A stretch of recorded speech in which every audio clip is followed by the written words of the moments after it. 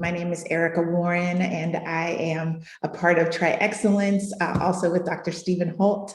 I believe Josh is also with us today. We want to thank you for your participation. This is a historic moment. We can do something great together, so I'm excited about that. Miss Natalie, if you would put the slides up for me, I would appreciate it.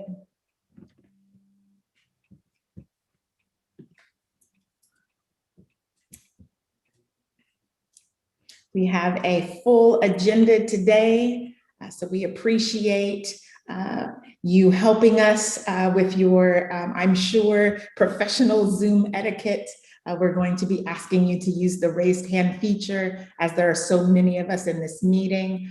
For those of you who are joining us on the live stream, welcome. We thank you for participating with us this afternoon. Please make sure that you take note of the number on the screen if you're having any kind of technical difficulty. Also, there will be an opportunity for public comment, so govern yourselves accordingly. Next slide, please.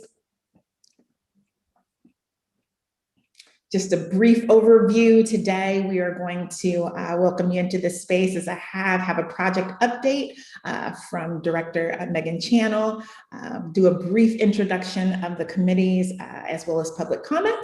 Then we were going to have a presentation from our facilitator for the COAC, John L. Bell, as well as Amber Ontiveros, in regards to the preliminary Disadvantaged Business Enterprise and Workforce Program. Then that will be followed with an initial analysis of some of the highway cover design considerations. Prior to that, we want to make sure that we have ample time to have discussion. This is our first opportunity to engage all three groups. We have been saying to each of you that this is a collaborative effort between community leaders and stakeholders. So we thank you for the opportunity to engage with you today. Next slide, please. Dr. Holt, if you would remind us how we will engage in the space. Well, thank you, Erica. Absolutely. We're excited about all of us being together. We've been talking about this for a while. And so to have this moment is extremely special for us. And since there are so many of us, just want to remind you of our principles of agreement. And while to the COAC, these aren't exactly the same ones you've used, they're pretty similar. Number one is that your voice matters. So we want to hear from you. And that means that if there are moments of discussion and voices are not being heard, we may call on you specifically to weigh in. And number two then falls naturally behind that. Speak your truth. Be your authentic self. Bring the real you into the space, and we can count on that. We've had enough interactions among us to know that that will be the truth. And so while that is happening, if your voice matters and you're bringing your authentic self, we ask that everyone listen for understanding, that we try to gain clarity around what's being discussed. And so we ask you to ask clarifying questions. What did you mean when you said? Or am I understanding it to say whatever? And then we ask you to deal with issues and not people. We want to make sure that we remain respectfully engaged in our process. And while we're experiencing discomfort, that as people are speaking their truth, we're gaining understanding, we're just dealing with issues and not be, it may get a little tense, that's okay. And that as we have that intensity, we remain in that position of honoring the dignity of each human being that's invested their time, and that we expect and accept non-closure. Our process is our process. That's part of our work, and that's what we are engaged in. So I'm going to now go to Chair Simpson. He is the vice chair of the OTC, and he is the chair of the executive steering committee, and give you some space for opening comments, sir. If you would take it away and contextualize our work. Appreciate it, Dr. Holt and Erica for kicking us off for this important discussion today. And I just wanted to kind of recap as to why it's important that we're here together, the three committees here, with all the work going on with such a very sensitive and complex project. You know, we established this process, you know, to ensure, you know, that the work moving forward represents not only the Northeast Black community, but more specifically the historic Albina community, as that was a community that was most impacted by the inception of this highway and a lot of other massive infrastructure projects that took place in this area. Obviously, for the premise of today, we're only speaking specifically about one of those particular assets. But these are the same families and individuals that were impacted and displaced over decades. And as a result of these inequitable public policies and infrastructure projects, I would say it's more importantly a result of leadership. And those are individuals in elected positions. Those are the people that have failed this community. Those are the people that are responsible for the harm that has happened to folks that look like the predominant demographic and complexion of those on this call today. Those are the ones who I hold responsible. And those are the ones who I want to be able to hold accountable personally as it relates to how we move forward and how we build upon this project and restoring what is needed and what is necessary for the folks that come from this community to prosper in the future. And so with that, groups such as the HAAB, and from what I understand, is a representation of a broad network of Black representatives who have committed their lives to the prosperity of Black Portlanders. And our other group, the COAC, who is also made up of respected community leaders and experts that expand in the work of diversity for our workforce and opportunities of small, mid-sized, and large BIPOC-owned businesses. There's been a lot of things that have happened in this country, and even Oregon for that matter, from all agencies, from the cities to our counties to our regions to the state, that have not done their fair share of work in terms of ensuring that communities of color receive their return on investment of public taxpayer dollar going back into the hands of their community in the form of job and workforce opportunities. And so I believe that this is a perfect opportunity and space for us to have those conversations. There are a lot of people right now in positions to make some very significant decisions about our future. And I am confident of the makeup of a lot of our elected officials today. I just think we as a community need to be able to work collectively together as one to provide the strength and support for those in those positions to make the decisions that are going to foster real economic opportunity and benefit for our future. And so the direct feedback and recommendations from both of these bodies will advise the ESC's work. And so I'm really looking forward to hearing what everybody has to say directly, as opposed to kind of hearing it through the channels or watching it on a couple of videos that you're getting streamed on YouTube. I think it's really good today as we all interact as one voice today to come to some consensus as to what is necessary for our community. And so ultimately, in closing, I just want to make sure that we're uplifting voices here. I think this is a beautiful platform. I love the passion that goes into this work. I love the sentiments and the vulnerability people are expressing in these public settings. It shows the pain and the harm in what we've carried forward through generations, which is now being fostered through us to be able to showcase to our next generation of leaders, our successors, as to how we actually can work collectively as a community together to really change the paradigm of how society functions and who wins and who loses. And so I just wanted to put that on the record for you, Dr. Holt and Erica, to the group. I appreciate you guys and everything you've sacrificed to facilitate these conversations. I know this is not easy. I know this requires a lot of time and a lot of energy, and a lot of effort and a lot of emotions. So I would be remiss if I didn't say that I appreciate the work that you two bring to this table, and I'm definitely optimistic about where we go. And one last point of reference, sorry, is that for the highway covers, tonight and the weeks ahead, I'm really looking forward to learning more about the options that we have available, and I'm assuming everybody else is, but the elements in which that will rise to the top to benefit the Albina community and allow us to move forward with a significant project are going to be really prudent. But the main key and emphasis that I've continued to push and make sure that I'm clear that people understand, because I don't like misleading people or patronizing people. I think it's irresponsible, is to stay on schedule. Stay on schedule, make sure that we can get things moving, as we have a lot of earmarked money that I'm very adamant about ensuring that the lion's share, or as much of that as possible, goes into the hands of the community who needs it most, which is a specific community. So again, thank you for the time and looking forward to the conversation today.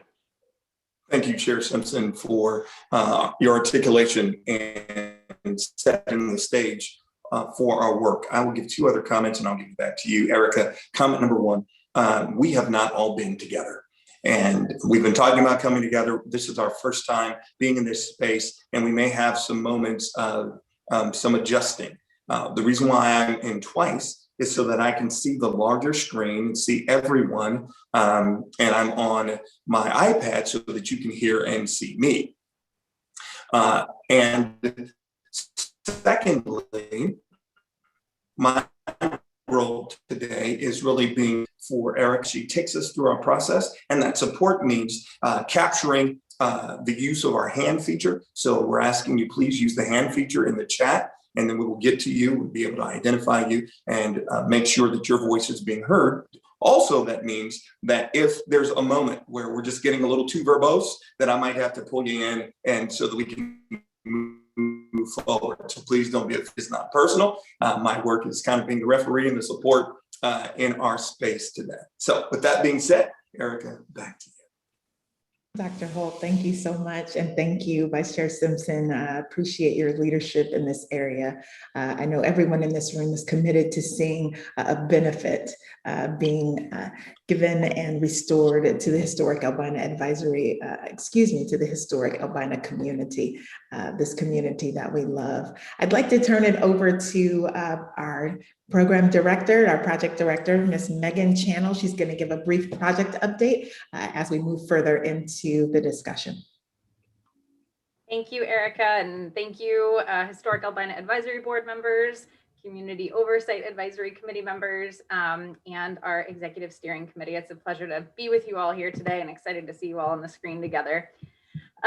So as you know, a key area of focus around the project has been about the highway covers. And so you've been hearing a lot from our independent cover assessment team about that process. And so tonight we'll share some of the technical information to further inform the decision-making process that's coming in the weeks ahead.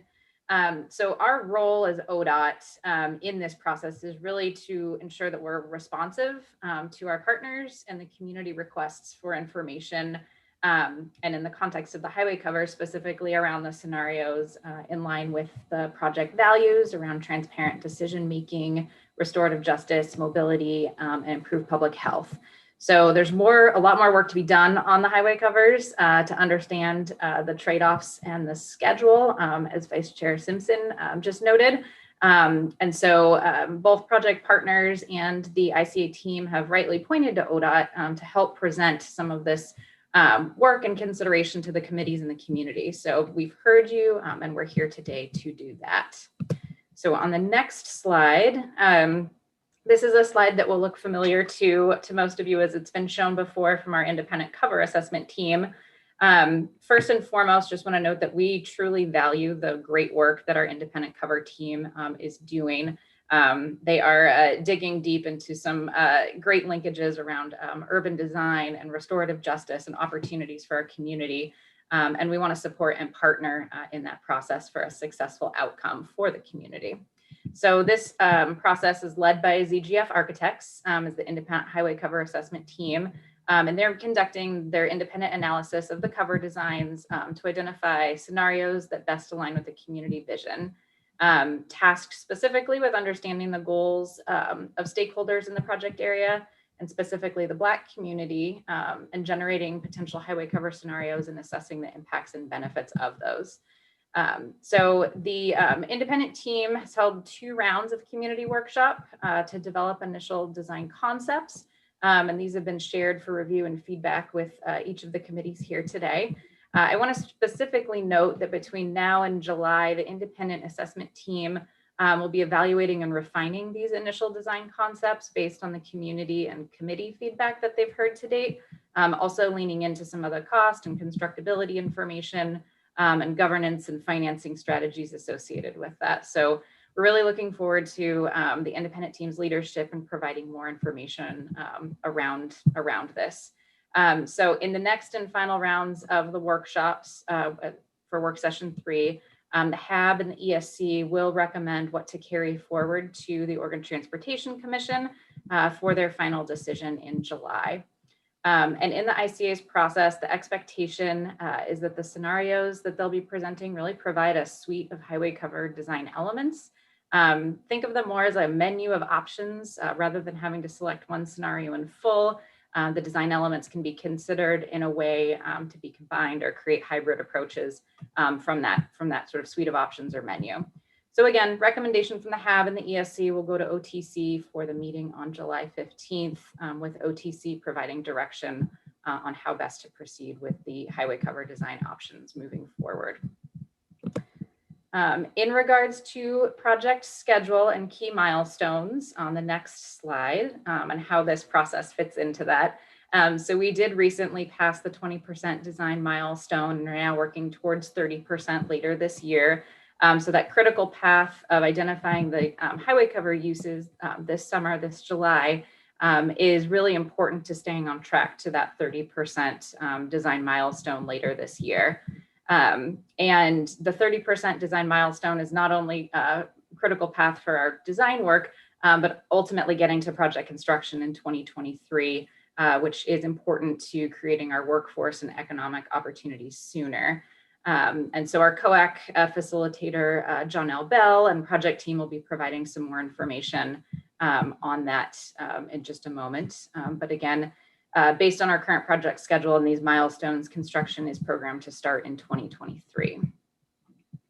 On the next slide, just in terms of project benefits, the Rose Quarter project addresses a number of key transportation needs.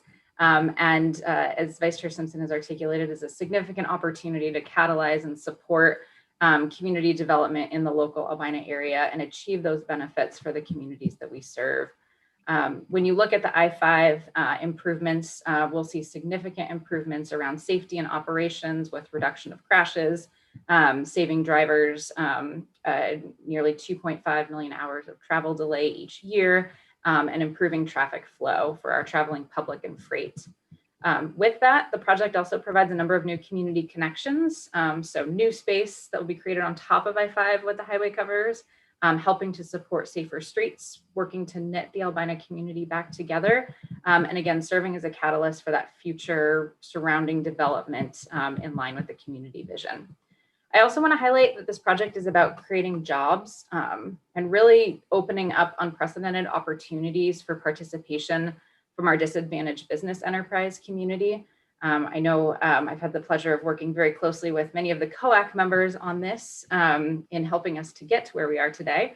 But with the project, we're expecting over $100 million for DBE specific opportunities on this project.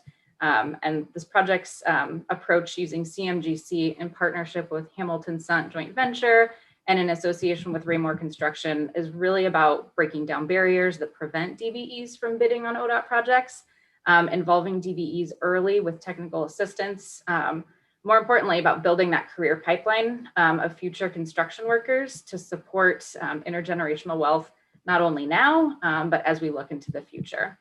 So these project benefits are just important for us to all have top of mind as we're considering the decisions, particularly the highway cover decisions that we have ahead. So again, you'll hear more from the project team on the economic opportunities in just a moment.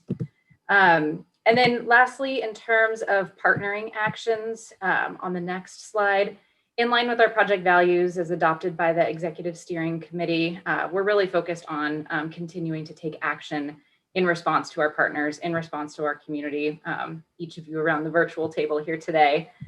So on the screen, you'll see actions that we've carried forward based on your feedback, guidance, and direction. In the interest of time, I'll highlight what I see as the most significant action. It's this meeting, bringing together the HAAB, the COAC, and the ESC, and really with the goal of elevating voices from historic Albina community. So we continue to take this action-oriented approach as we move forward in our work, move forward with a cover design concept and developing that design further as part of our design development moving forward. So with that, thank you again for being here tonight.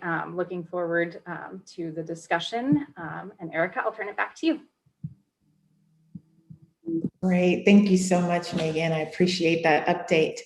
If you would go to the next slide for me, and the next slide.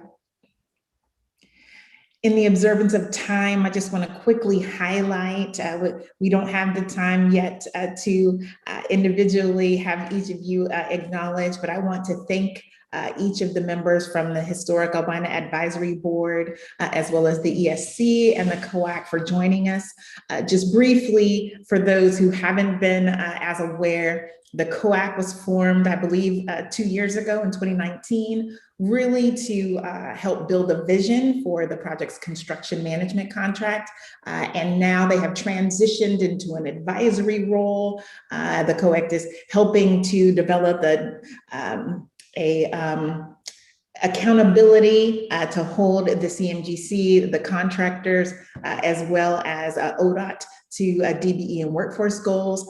So to those who are serving in that capacity, and you see all of the esteemed names there, thank you for your service on that board. We look forward to the discussion. The Executive Steering Committee was developed to advise the OTC and ODOT on major decisions as it relates to this project, represents elected officials as well as other community leaders in various areas that would be impacted and to give input into this project. So we thank you to the Executive Steering Committee members who are serving, committing of their time, also represents partners in this work.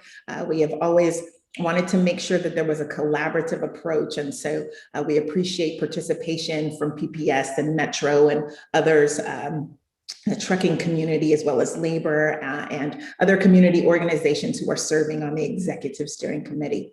And then last but not least, our newest group in regards to the committees for the I-5 Rose Quarter is the Historic Albina Advisory Board.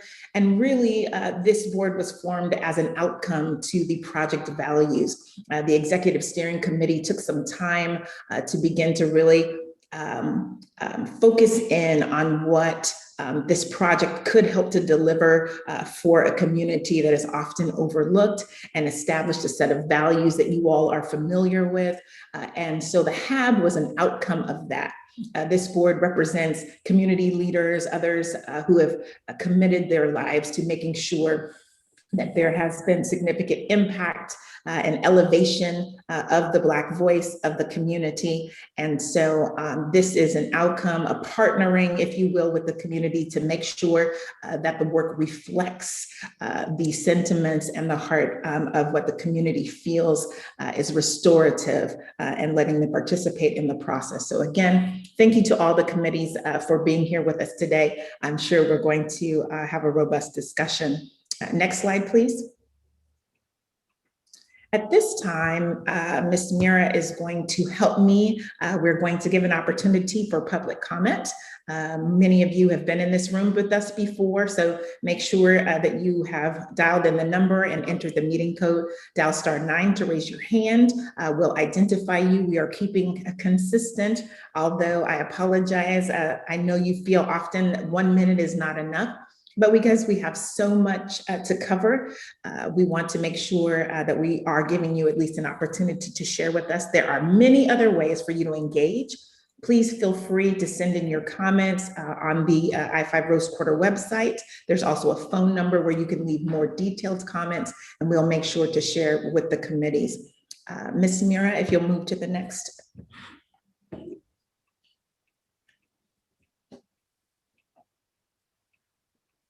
Thank you to all the commenters. Yes, go ahead, Ms. Mira. So as we move into our public comment portion of the agenda, this is an opportunity for members of the general public to make a live public comment. And as a reminder, we ask that your comments be targeted towards today's agenda, as Ms. Erica just stated. If you're watching today via the live stream, please remember to mute the video to reduce background noise. And anyone who wants to make a live public comment is welcome to do so, but time will be limited to 1 minute, which is consistent across all the project committees. Comments that run longer than 60 seconds will be interrupted. It's nothing personal. It's just that we need to remain consistent with the expectations established across the different committees in order to preserve meeting time for the issues before the boards. As a reminder, members are invited to provide more extensive comments to be shared with the committee members outside of meeting times by email or by phone, as detailed on this meeting's agenda. And with that, I am looking here. Ms. Erica, I don't see any. Oh, I see one. Okay. I see one caller. So I will get my digital timer up on the screen.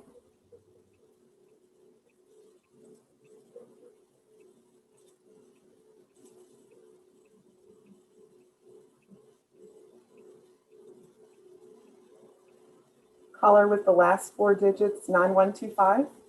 Are you with us?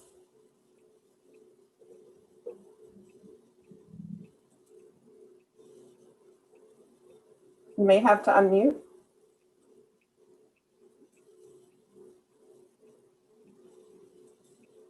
Let's just give them one moment.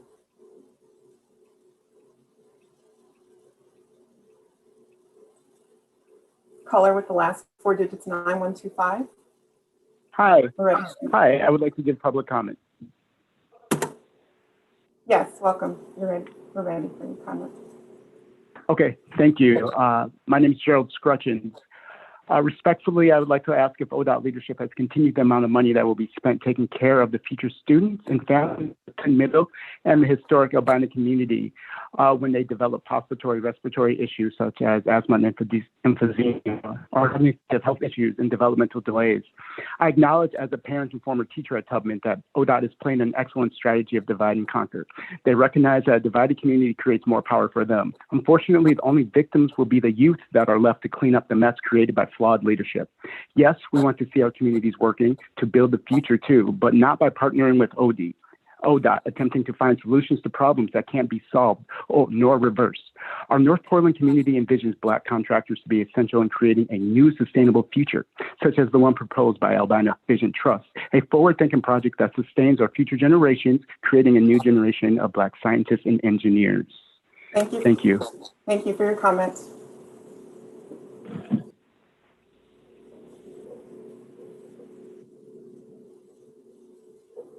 Okay, I'm just looking to see if there are any other callers.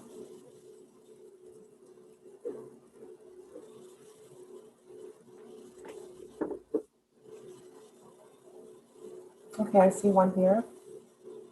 Actually, I see two more in here. Okay. Look at them.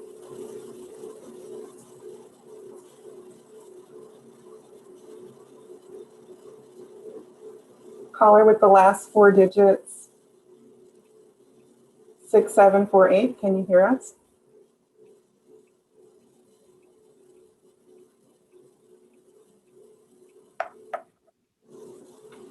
You may have to unmute.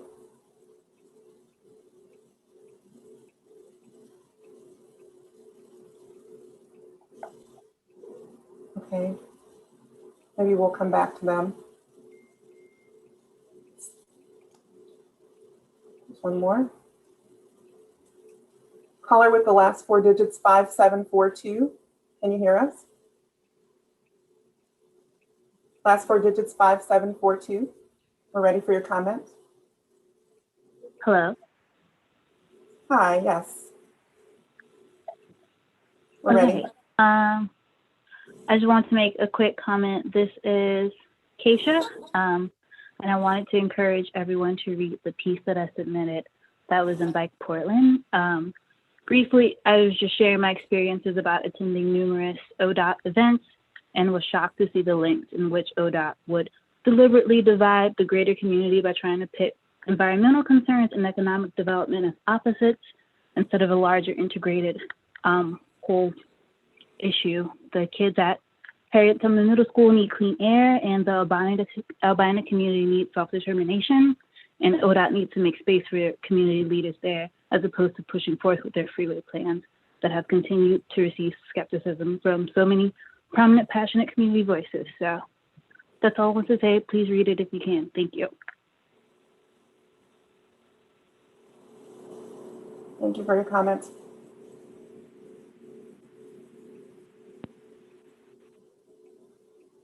Okay, I'm looking and I'm not seeing any more callers. Ms. Erica, do you want to just give another thank moment? Okay, thank you. Okay. Yeah, thank you, Ms. Mira. Thank you to all of the community members at large who are joining us via the live stream. We appreciate you and your comments and for participating in this process. As we move forward, I'm going to turn things over to our esteemed colleague and facilitator of the Community Oversight Advisory Committee, Mr. John L. Bell, and his colleague Amber Ontiveros are here to share a bit about the preliminary disadvantaged business enterprise and workforce program. Janelle? Great. Thank you, Erica, and good evening, committee members. Thank you so much for giving us some of your evening today. As Erica indicated, my name is John L. Bell, and I have the distinct pleasure of serving as facilitator for the Community Oversight Advisory Committee. COAC has been meeting for a little over 2 years now, just about. Amber Ontiveros is with me today, who serves as the program's technical expert. And we're going to share a little bit about sort of what COAC has been working on, the premise by which we have been operating under, and to give you more sort of background on the way in which we're thinking about both DBE as well as workforce opportunities. We share this chart because a lot of the discussions we've been having at COAC has really centered around the opportunity that this project really represents for the Black community. And so when thinking about this within the realm of workforce, what you see at the very bottom there is pre-apprenticeship, the pre-apprenticeship efforts that folks can enter into, which are free, no experience is required. And we have a lot of great pre-apprentice programs in our community. The next is the apprenticeship. And this is an opportunity where folks are really working their way into the construction field. Oftentimes they're paid to be in these opportunities, and they graduate to become journey level workers. And that's really the master of someone's craft. All the way leading up to DBE creation and business expansion or superintendent. And so as we think about where a lot of our DBE firms originate, many of our DBE owners started off as pre-apprentice or apprentice. And so part of the philosophy is, as we really invest in workforce, we're also investing in the creation of new DBE firms. The COAC has been talking about how this really results in a once-in-a-lifetime opportunity for the community to really reimagine the Rose Quarter. That what we really want to do today is remind the ESC and HAAB that COAC has identified a number of values, and we'll talk some about that today, around DBE and workforce. One thing that's been clear, and you'll hear a little bit about our goal or the program's goal that Amber will talk about, that COAC has been pretty adamant that they see the goal as the floor, not the ceiling, and they take their role as advisory oversight committee very seriously. They've pressured and will continue to pressure the CMGC to meet the DBE and workforce goals, and to see that again as the floor, not the ceiling. A few other notes to mention is this is an important project from the perspective that it's following best practice philosophy that has worked on other efforts. Megan indicated the CMGC effort. For those of you who are familiar with, for example, the Portland to Milwaukee Light Rail and the successes of that project, achieving over $175 million that were awarded to DBE firms, that was a CMGC. And so COAC has talked a great deal about the contract method, and CMGC has shown and resulted in DBE successes in our community. And ultimately, this project really is an opportunity of building the pipeline of workers, which is key, as I indicated, to creating future Black contractors, but also to ensure that we really are taking seriously the notion of bringing folks from poverty to prosperity. So Amber, I'm going to turn it over to you to talk a little bit more about the DBE efforts. Sure. Thank you, everyone, and good evening, committee members. If we could go to the next slide, please. So Janelle talked a little bit about some of the COAC's goals and expectations, and I just want to highlight two of the guiding principles that they have identified that are the backdrop for all of this work. The first one is to expand the DBE's capacity, and the other for future projects, not just for this one, but for future projects as well. The other one is to build a pipeline of workers to be successful on this one, as well as others for Black contractors and Black workers. So Janelle talked a little bit about this, but these elements that I'm going to talk about literally come from COAC and from other community leaders that have been identified as successful on other projects. One, the procurement delivery method, which is CMGC. It gives the CMGC flexibility and tools to create opportunities for DBEs. The second thing is the duration of the project.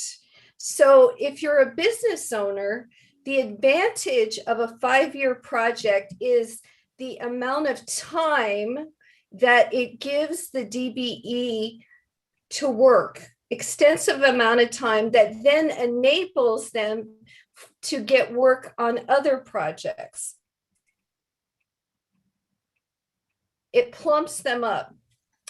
The other thing is the diversity director for this project has a proven track record of having been successful in building Black contractors, such as on the Interstate Max project and the Milwaukee project that Janelle discussed earlier.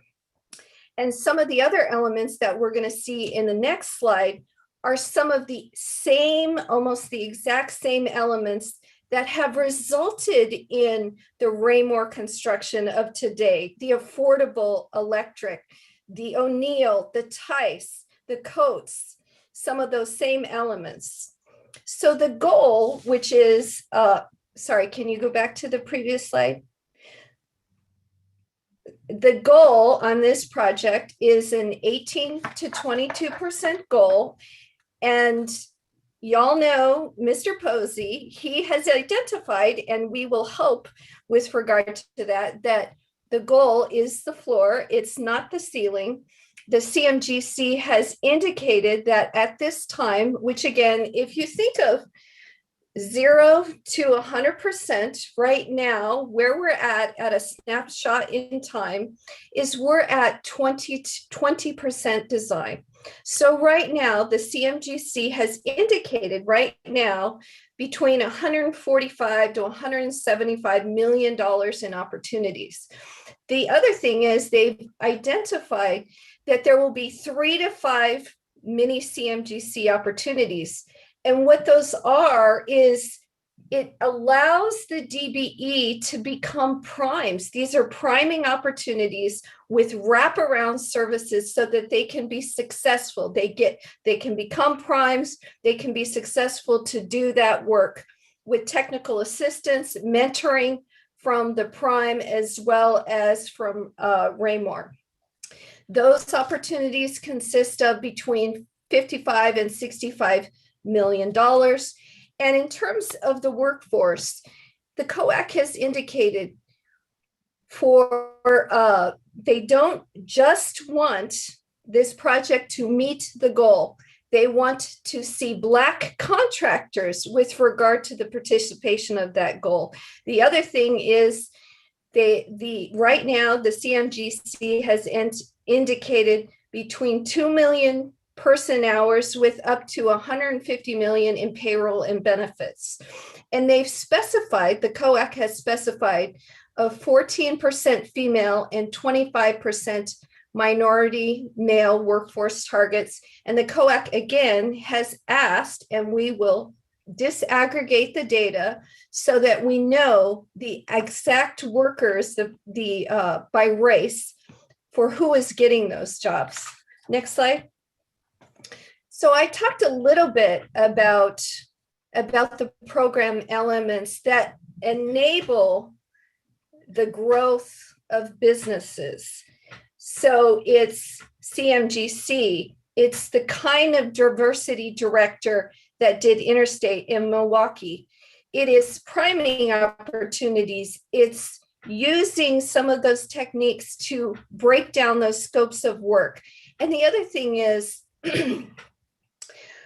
we know from experience that when you create opportunities for diverse contractors and people of color,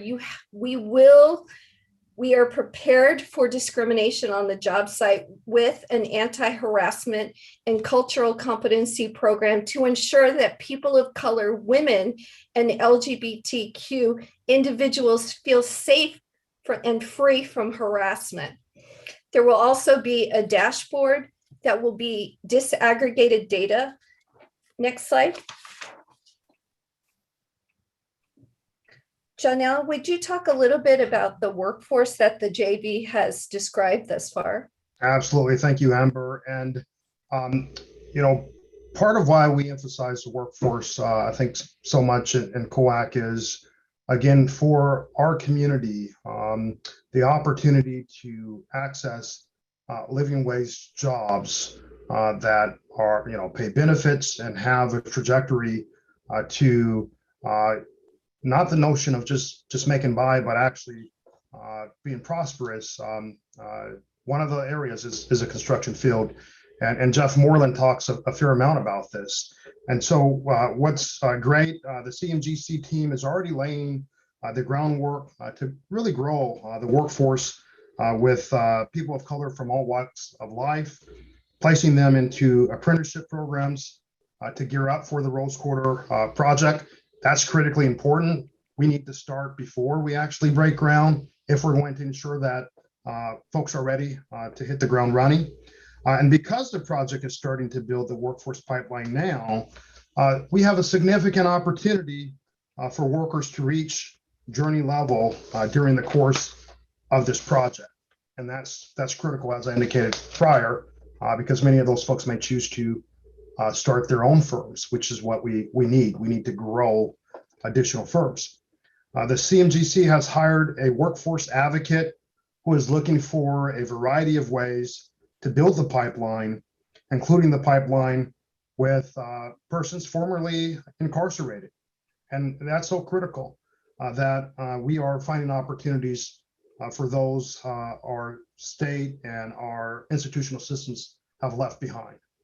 The opportunities for the project to fundamentally change lives is something we continue to hear around COAC is very real, and they see this as a real opportunity.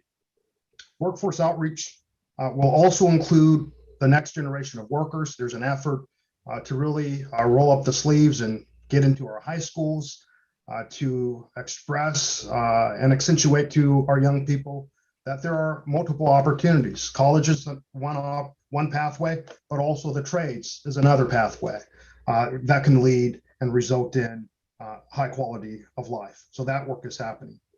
And importantly, the workforce building efforts include hiring workers of color who've borne the brunt of discrimination in other workplaces and are eager to find a place where their skills are valued in light of the pandemic.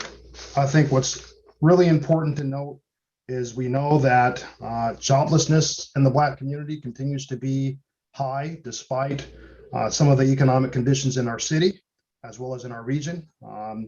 African Americans continue to lag behind. And so part of the discussions and the tenor of our discussions is how do we utilize this project, this investment of public resources as an opportunity to catalyze economic opportunity in our community.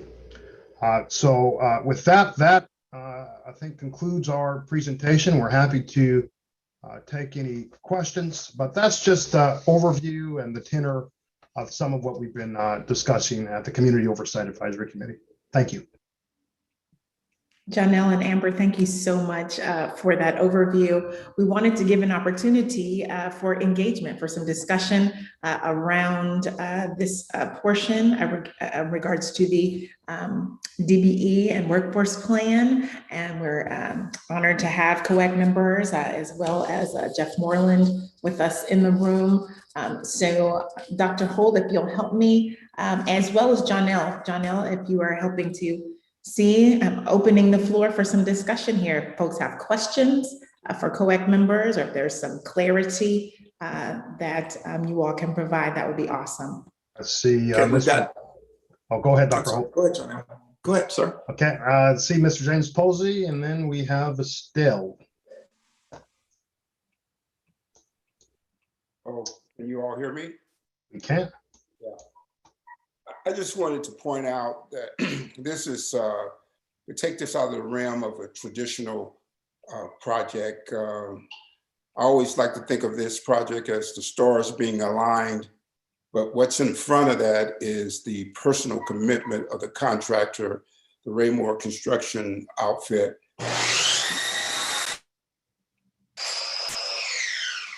Hold up, Daniel. Hold up, Daniel. So the Raymore construction outfit has a nurturing aspect of this project that we'll probably never find again. In my lifetime, I've never seen an outfit that really spends so much time mentoring and trying to really make sure the project really fits the Black community well. Everybody that I think understands construction and business is that really it's very hard to stay in this industry unless you've got somebody who is really trying to back you beyond what the norm is. And I think whether we know it or not, we have a very unique contractor willing to do this work and do that kind of work. The other real quick piece is we have to take in the calculation that the Portland public school system has had an achievement gap for the last 50 years. And Black youth has borne the brunt of that. And it's no easy thing for Black youth or Black people, period, to get a job. So if this project is not implemented, I'm seeing a very strong deficit in our ability to get our people employed. And I just want to say, and I'm going to shut up after this, that is that oftentimes the broader community looks down on people that make a living with their hands. And I think people just really need to know some of the pushback around this project and blue collar people doing work in this community is about that class gap of what people do and how they make a living. And I'm hoping that everybody will realize that African Americans, we were the first artisans, the ones who really built America. And this is really an issue that people really need to take into account because we moved away from our roots with the whole notion of Black people using their hands, blue collar workers and builders. So I'm going to shut up with that and people can go on with the conversation. Great. Thank you, Mr. Posey. We have Estelle and then we have Kenichi.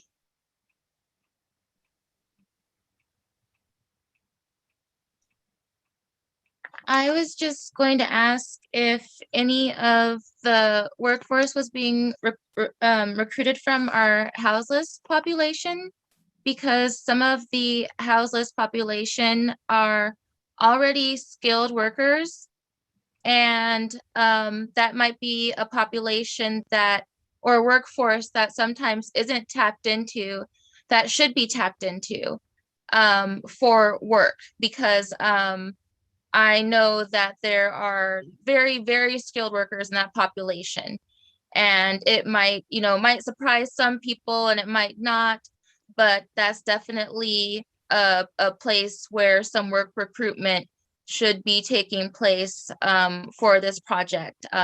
As we know here in Portland, the Black population is overrepresented in our houseless population. And so I might, be saying something that's already happening, but I just would suggest, if it's not, to look into that as a population to recruit from. That's an excellent question. Jeff Moreland, I'm going to ask you to respond to that if you would. Yes, Estelle, that's actually a great point. And yes, we recruit openly through every avenue that we possibly can. So we use all the pre-apprenticeship. We don't have a specific outreach program for the homeless population, but we're open to developing that. There's going to be so many opportunities on this project for a living wage that is an excellent point, and we would definitely welcome, any assistance to how to connect with that population more. Next, we have Kenichi.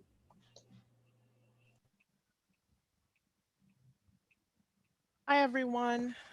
Great comments so far. I wanted to echo and really recenter some of the words that Amber had provided in her synopsis of the COAC's expectations and views of this project. I personally feel that this project could shift and create generational wealth in a way that could do something amazing for our region. I think that one of the outcomes of this project, as we saw in the 3 to 5 number of contractors that we're trying to build, is contractors that have staying power, and that we see 3 to 5 Raymores, right? And so one of the tasks that we've given Hamilton and Son in association with Raymore is to ensure that we have contractors that are not only growing, but we see kind of a mentorship flow throughout the project. We really are paying very close attention to the technical assistance that's also being provided to the subs. I would also just like to echo that to the extent that this work can really be interwoven with the regional development, and I know that's something we're going to be talking about later, but if Rose Quarter or Bloom, whatever the new name is, I think it is Bloom, is not creating opportunities for the entire community to flourish, I wonder if we can look at ourselves in a year or two and say that we've done well. Some of the comments that we heard earlier from the people who had public comments and some of the articles that I'm sure we're going to touch on later has really been sitting pretty heavily on me. As someone who's representing the contractors, I really want this project to be a win-win. A win not just for the contractors, but a win for our community. If we can't step away from this project and say, this is how our community won, not just our contractors, but this is how we're thinking about long-term progressive growth and progressive planning for the men and women that have lived generation in that area, I think it is a fail. So I hope that collectively as a group, we can think about long-term wins for not just the contractors, but other communities as well. Thank you, Kenichi. Well stated. Other comments, questions, thoughts from any members? Mr. Nate McCoy. Yeah, I just wanted to chime in and applaud all the efforts, and I'm glad to see so many faces on the call today, specifically black and brown faces. And one thing that I wanted to bring up, and I appreciate all of the kind of preemptive presentation, what always feels sorely missed, and I know Mr. Posey and many of us, because I've looked at all the videos of all the meetings to date, one missing piece we continue to not have present, and we talk about workforce pipeline, is real data on where we are today. We put a lot of emphasis on creating this pipeline, thinking this project somehow is going to meet all the demands, and I've yet to see anybody in this room share with this group anything outside of abstract conversation, and we need real data. This stuff is very easy to find. BOLI is a partner with ODOT and is a catalyst for helping ensure where we are for checks and balances. And as of 2019, I don't know how we're going to find all these Black people, but there's not enough people in some of these union programs that will deploy work for this project. So what I really feel like, and I'm actually a little bit concerned in this conversation amongst community folks here who are asking for this, but not really getting it. And the runway starts now. It's not waiting for this project to start. It's right now. We actually probably missing a year or two right now. It's a 5-year track before anybody really even gets on a job site after that chart that you described, Janelle. You don't move from a pre-apprentice and then you're just on a job site. There's a graduation period. There's many more levels that are involved. And I just feel like we continue to come back monthly, just more or less talking at each other. And I would love for us to move our community forward. And again, I'm just saying that to everybody because In 2008, we got left holding the bag, and I was in government work at the time, and we said everything that we're saying today, and we didn't fulfill any of those promises. So I'm hoping in 2021, we can figure it out and actually get as much as we can in front of it and actually have some baseline and know what the needs really are. I know what the workforce hours are, but I don't see how we're backing into that in any conversation. So just want to prop that up because I would love for us to actually have informed conversation based on data points that we can actually meet some of these community concerns. So, Chanel, I'd like to respond to that if possible. So Nate, I really appreciate your comment. You've made the comment twice.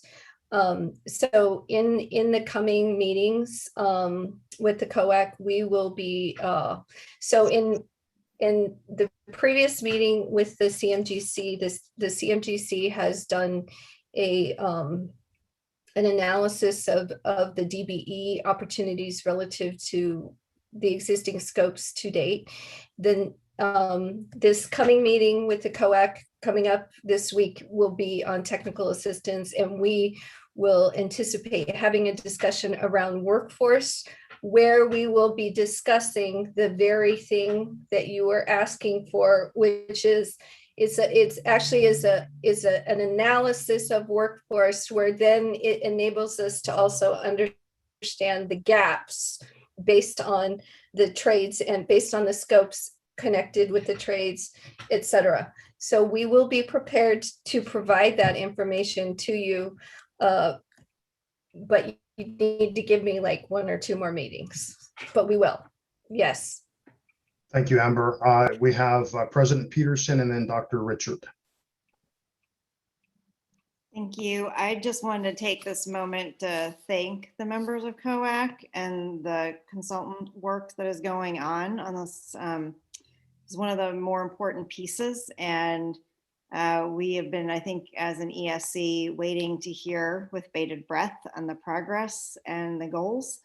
And so just thank you for all of your work and keep it up. We have a lot of work to do to make this really push the envelope and really make sure that we are moving folks from DBE type subcontracting jobs into prime as well. So to me, this is the beginning. It is not a middle journey. This is where we need to be in order to actually start having prime contracting goals. And we are certainly moving that direction as Metro. And I appreciate all the work. So thank you. Thank you, President Peterson. Appreciate those remarks. Dr. Richard and then Mr. Michael Birch. Thank you so much. Good evening to all. One of the questions that keeps resonating with me is the discussion around creating generational wealth. And so my question is there some type of written comprehensive strategic plan on how we're actually going to build, retain, and sustain generational wealth? Or are these just simply inspirational and aspirational discussions that are part of a concept that is still ethereal at this particular point? Because without anything in writing, I'm afraid we might be aspirational and we might not ever see that well. Great question. Amber, I'm going to ask for you to respond, as well as I'm going to kick it to Jeff Moreland a little bit as well. Sure. So I would like to respond to that from a business perspective and a workforce perspective, which is creating generational wealth. So the way that you do that, the way that you create future Raymores, the way that you create future Coats, which is another big flagging company, is you make the kinds of investments that we're making now in the businesses so that you grow them, they have steady work over a number of years. In this case, this project is a 5-year construction project.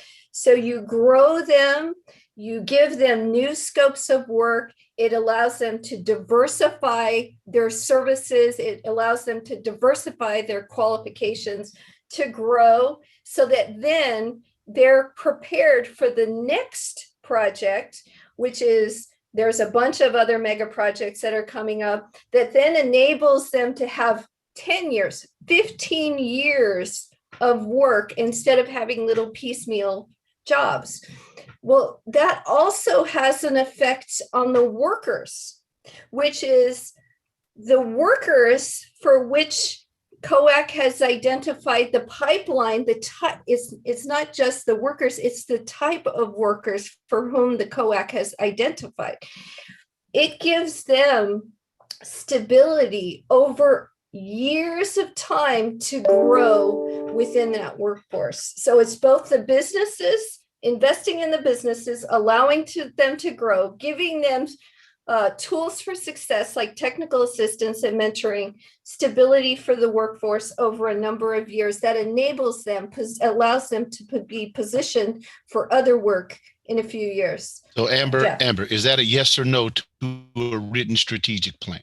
Yes. Because I know what you're articulating, but my question was, is there a written strategic plan and is it possible for us to review? I yield. Yes. Yes, we have one. It is the diversity plan. Yes.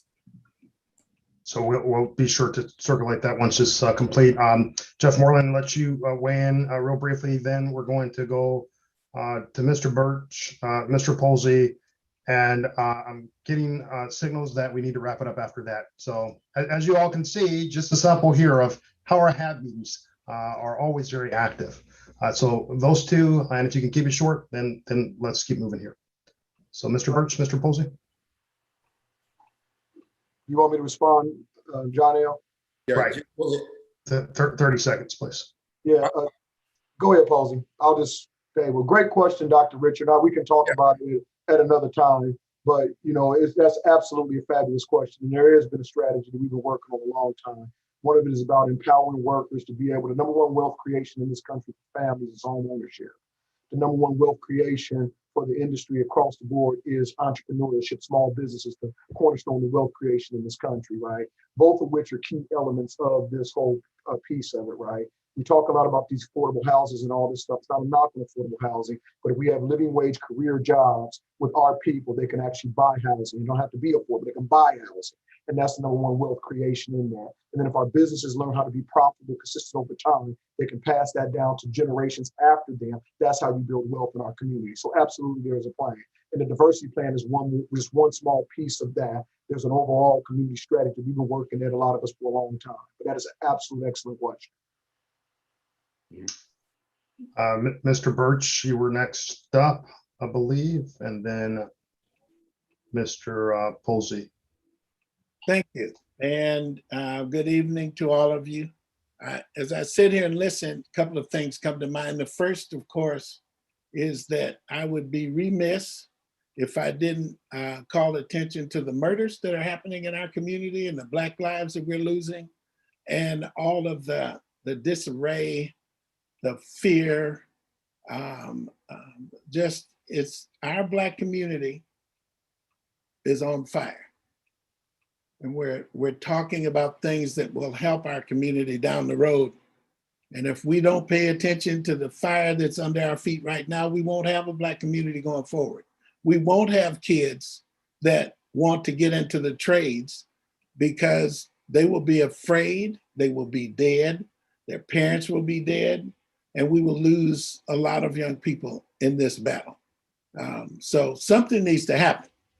And I'm hoping that these collective faces on this call are doing stuff outside of this meeting to help stem the bloodshed that's happening and affecting all of us. My mentee and replacement 2.0, Tawana Hennessy, her son was murdered last week. And it's just this, my kids are afraid to go outside. They got tinted windows in their cars. They're afraid to drive at nighttime. So just, I had to call attention to that before I move on. Thank you, Mr. Birch. That context is important. And I neglected to call on Ms. Sharon Gary Smith. Sharon will have you and then Posey. I'm not done yet. Hold on. Sorry. That was just a precursor. I just You've been watching congressional hearings, so that was your opening remarks. Go ahead, Mr. Birch. So let me say this. We have been in this battle in this room and others, the battle of contractors versus workforce. You can only serve one, you can't serve the other. I can say from real experience and hard data that in 2012, there's a community benefits agreement that exceeded the city's workforce hiring and training program goals, double and triple. And that was the end of it until Kiewit. There are people in the community who feel like the CBA is bad for minority contractors. And I have minority contractors that say it's not bad for them.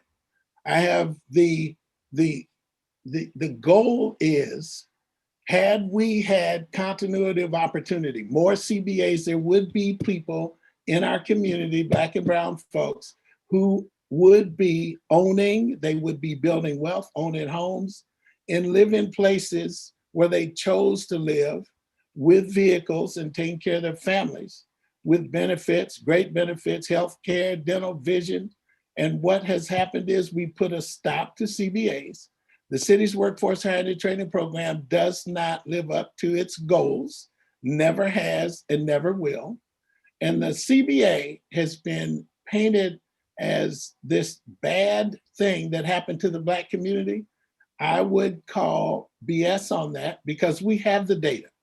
Nate mentioned having the data, he's mentioned that before, and we have data, but historically only the unions have been asked to provide the data. If everyone is willing to provide the data, let's show up and compare notes and let's move forward. I'm not proud of where we are, but I know we're a lot farther along than we were 10 years ago. And if we had projects that required minorities in apprenticeship, minorities in journey level work, we would be a lot further along than we are today. And we have the data to back that up. Thank you for listening. Great. And Mrs. Sharon Gary Smith. Before everyone jumps in, hi, hello. As I mentioned, part of my role tonight is to play that referee role and to keep us in our time frame. And so I apologize in advance. We're not going to be able to hear from everyone tonight related to this moment at this time. We do need to make sure we're getting to the next section because there's quite a bit of conversation that we need to have in that next section. Provided there is opportunity, we will come back and let others weigh in. So I appreciate you. We'll let Sharon go, and then everyone else, I love you in advance, but we will have to move to the next section. So thank you, thanks. Dr. Holt. Absolutely. Thank you, Dr. Holt. I was actually going to pass knowing that there is time to talk and time to listen and to be informed. So I was more than willing to wait until another opportunity to keep us moving. Great. With that, we'll turn it back over to you, Erica. Thank you for that spirited dialogue. And we look forward to continuing to work with all of you in your various capacities. Thanks. Janelle, Amber, Jeff, thank you all so much. Yeah, I do appreciate the conversation. We are looking forward to this next part, this next section of our time together, and we want to leave time for discussion around this as well, as this is very important to the work that we're doing together. So with that, I'm going to ask our project director, Ms. Megan Channel, if she would join me in going through these initial analysis of the highway cover design considerations. Thank you, Erica. So this portion of the presentation is, again, really focused on those technical considerations around the proposed highway cover design options in the spirit of being responsive to the requests that we've heard from the HAAB and the ESC to get more information so that you can be informed as you're making your decisions moving forward. So after the Oregon Transportation Commission will be making their decision in July, again, informed by both the HAAB and the ESC's recommendation, the project team, our design team, is tasked with taking that chosen cover concept, the community vision, whatever it will be, and integrating that work into the overall project design.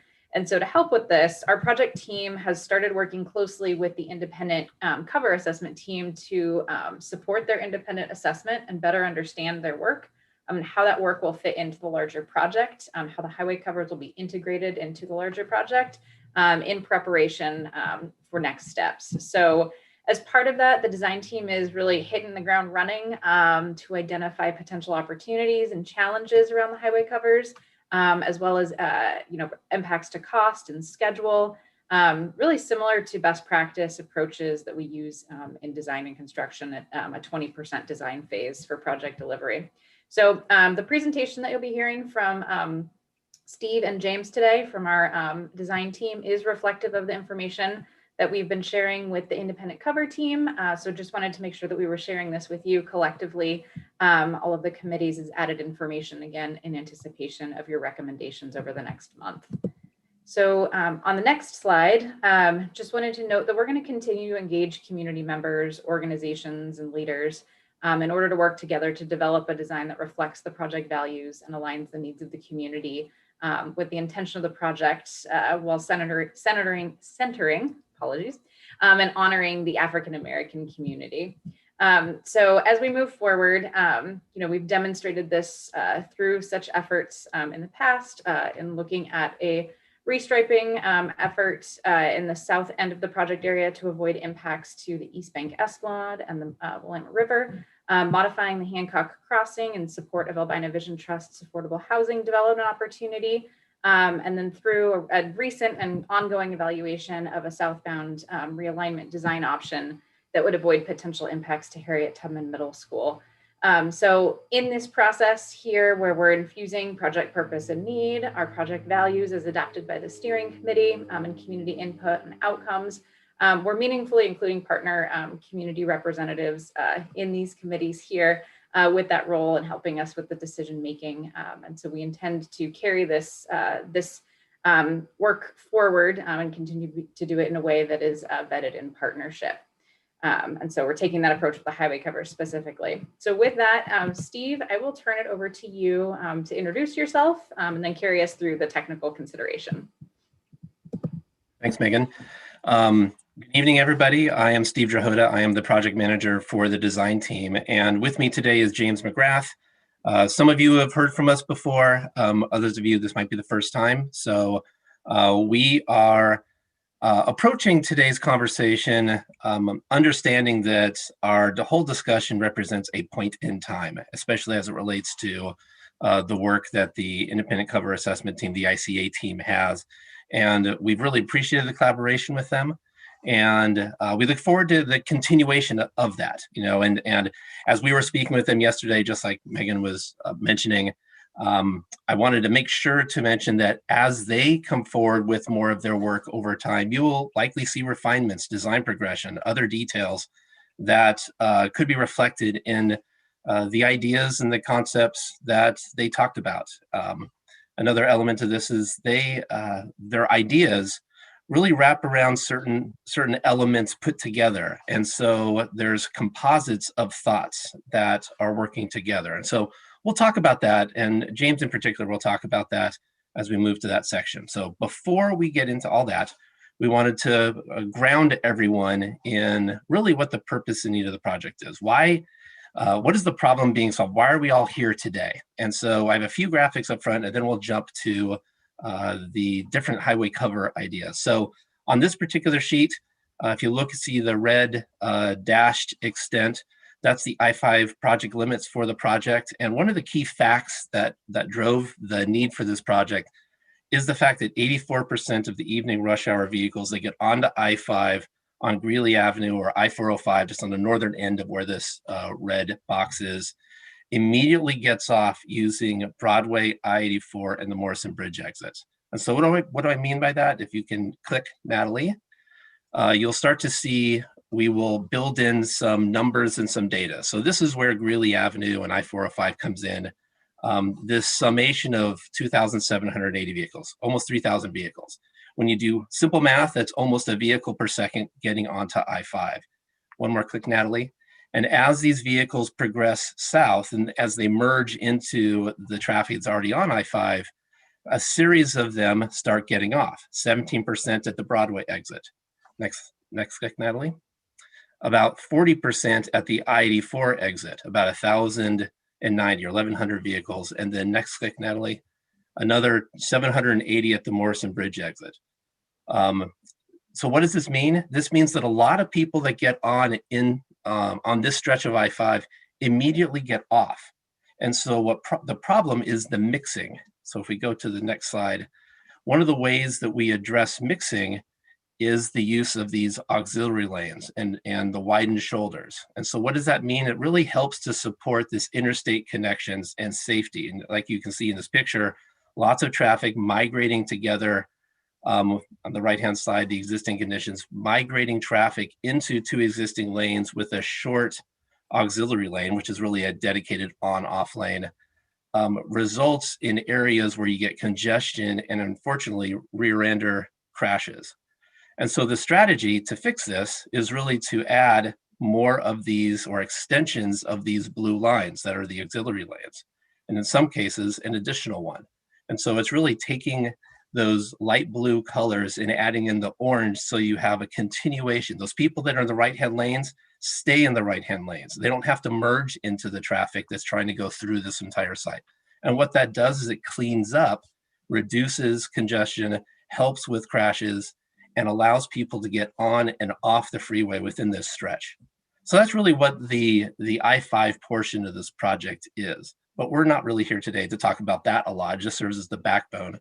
The next slide, as we start talking about what does it mean to say reconstructing the bridges, Widener, Broadway, Vancouver, it's more than just reconstructing bridges. This is a restorative opportunity, and ODOT has taken the time to invest in what can be done in those areas of blue, those areas where there's some potential highway cover developable space.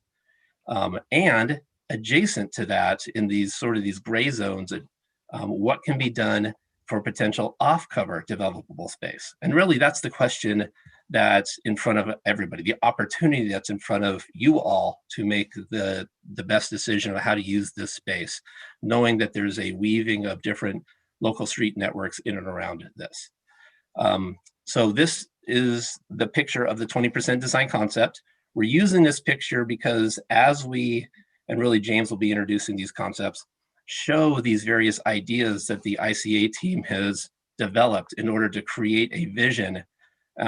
We ask ourselves, what does it take to bring this vision to life? And we're using this graphic to be able to show a backdrop of the various changes, trying to put into a three-dimensional view that people can understand. So with that, I will pass it over to James, and as a little bit of context, he's going to do a little bit of introduction, and then I'll follow up with some of the engineering support that goes with it. James is our urban design lead, and so he specializes in the integration of the technical use of streets or bikeways or sidewalks or transit into a concept and context of space, urban design space. And ultimately, he will be leading up the design with whatever option comes to us. So with that, James. Thanks, Steve. Next slide, I think, is actually back to you before you hand it off to me, because it's a little bit about the technical traffic operations, and then I can take it away. Thanks, James. Thanks for being courteous. So one of the key steps to that baseline concept, that 20% we had, is these key movements to get onto I-5. And this is one of the places that the ICA team has really explored. What would it mean to relocate some of these ramps? Well, but first, the baseline concept, what it introduces is this contraflow. And what this contraflow means is certain movements, Broadway in the red, that gets down onto Williams and then eventually gets onto I-5. In yellow, Widener then runs north on a separate part of Williams to get on northbound I-5, never intersect. And so what that does with this contraflow movement, it allows a passageway for bicycles and pedestrians to shoot between those two particular movements. What it does is unlocks some of the conflicts that exist today to help congestion, to help operations, to create a safer bicycle pedestrian route. It doesn't mean there aren't other movements where there would have to be signalized stops, but this is one of the core elements of this concept for the 20% design. And it really illustrates this idea of where are the particular on-ramps to the freeway. So with that, James, I'll be able to let you take it away. Excellent, thank you. So at some point in the recent past, each of your groups has asked questions about what do these new ideas mean for the project? And so this is our endeavor to answer some of those questions and share some thoughts about these 5 new ideas. And we've really taken the approach of being ready.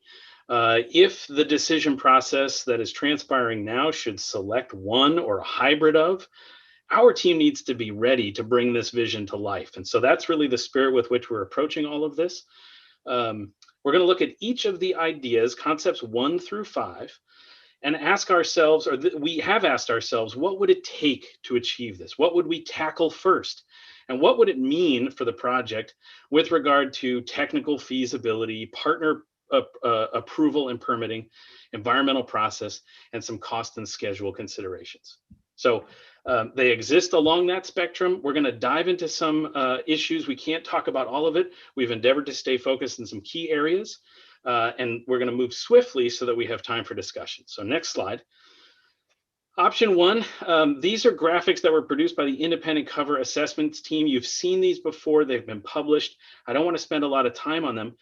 What I do want to point out by moving to the next slide is we're trying to take their idea and render it on top of a view that you're familiar with and on top of the baseline project. So that's what this is. And idea 1, which is about tightening up some ramp geometry up there, shown in red, are some of the changes that are being proposed by the ICA team in concept 1.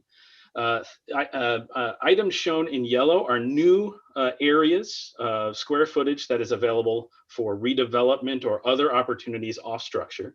And then areas of blue, which you'll see later in the ideas, are areas of development potential on structure. So idea 1 is a great example of a design refinement. It's proposing or asking if we could move the ramp in a particular way to free up some complementary opportunity off cover. And this is a really interesting idea. It is similar to refinements that we've been incorporating as we go. Remember, the cover shapes used to be squarish, and now they're singular and different. So it's a design refinement. It doesn't challenge or change the purpose and need of the project. It actually improves the opportunity for the project to set the table for complementary action. So idea 1 that comes out of the independent covers assessment would flow easily and simply into, with very, very limited risk, would flow into the project timeline. And so I'll leave it at that. Next slide attempts to dive into option 2, which has a little bit more going on. So this is the ICA graphic, but the yellow lines are indicating places where it's different than what is in the current baseline. And in this option, there's differences around the southbound ramp up towards the north of the project. And there's differences around the on-ramp southbound at the south end of the project. Next slide. Here it is depicted again in the sort of graphic language of the current baseline. And here's where you can start to see some new things put into play. By realigning the ramp in the top left, you might free up the opportunity to have a straighter Vancouver, to have area both on cover and off cover that is now, it doesn't need to be used for transportation purposes, can be used for complementary purposes. And by preserving the ramp as it exists today, the southbound on-ramp, it actually winds up trading some space that could be used for redevelopment instead of a transportation purposes. That's items 2 and 3 in this image. So it has some positive attributes. All of these do. We're going to talk a little bit. I'll hand it back to Steve to talk about some of the details around the issues and challenges of some of these proposed changes. So next slide, and Steve. Perfect. So I'm going to focus on these 2 areas, the southbound off-ramp realignment, which is again shown in the upper left-hand corner, rectangle, and then the circle around the southbound on-ramp realignment, these 2 particular focus points. There's some other differences, but we're going to sort of tackle these. So on the next slide, will focus on just the southbound off-ramp realignment. And when you take the off-ramp, the 1,000 vehicles that come off the freeway, and adjust it into a different surface street, there's a number of challenges that can be introduced. One of the things is you're changing grade. And so as you're going from the freeway up onto what is Flint, you're cutting a section through a corridor that, or a street that already exists. And so what really results in is some retaining walls and some traffic movements that otherwise we would have to, or otherwise weren't considered in the past. There's some constructability issues with it, excuse me, with that, but it's by the way, the construction action itself can be achieved. It's just a matter of what some of the trade-offs are that work with that.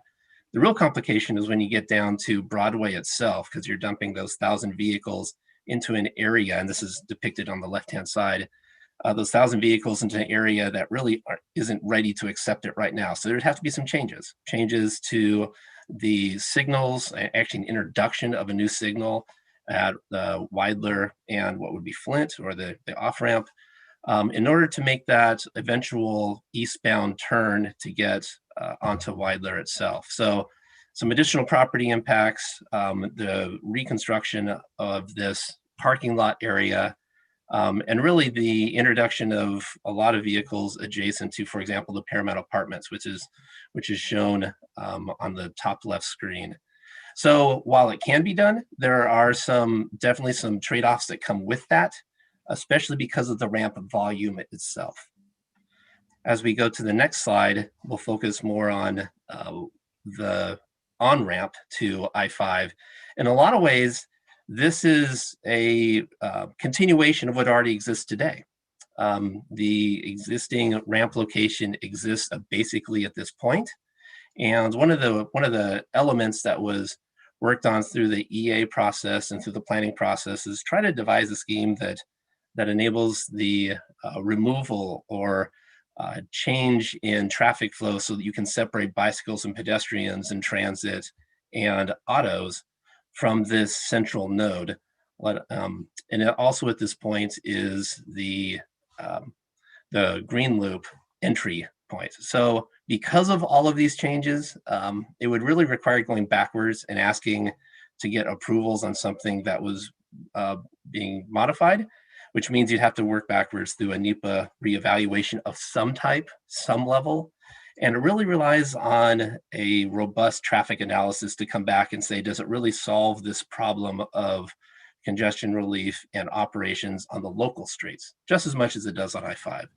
So there'd be some work that we would have to jump on immediately, updating the traffic model to say, does this work? All right, next slide, please.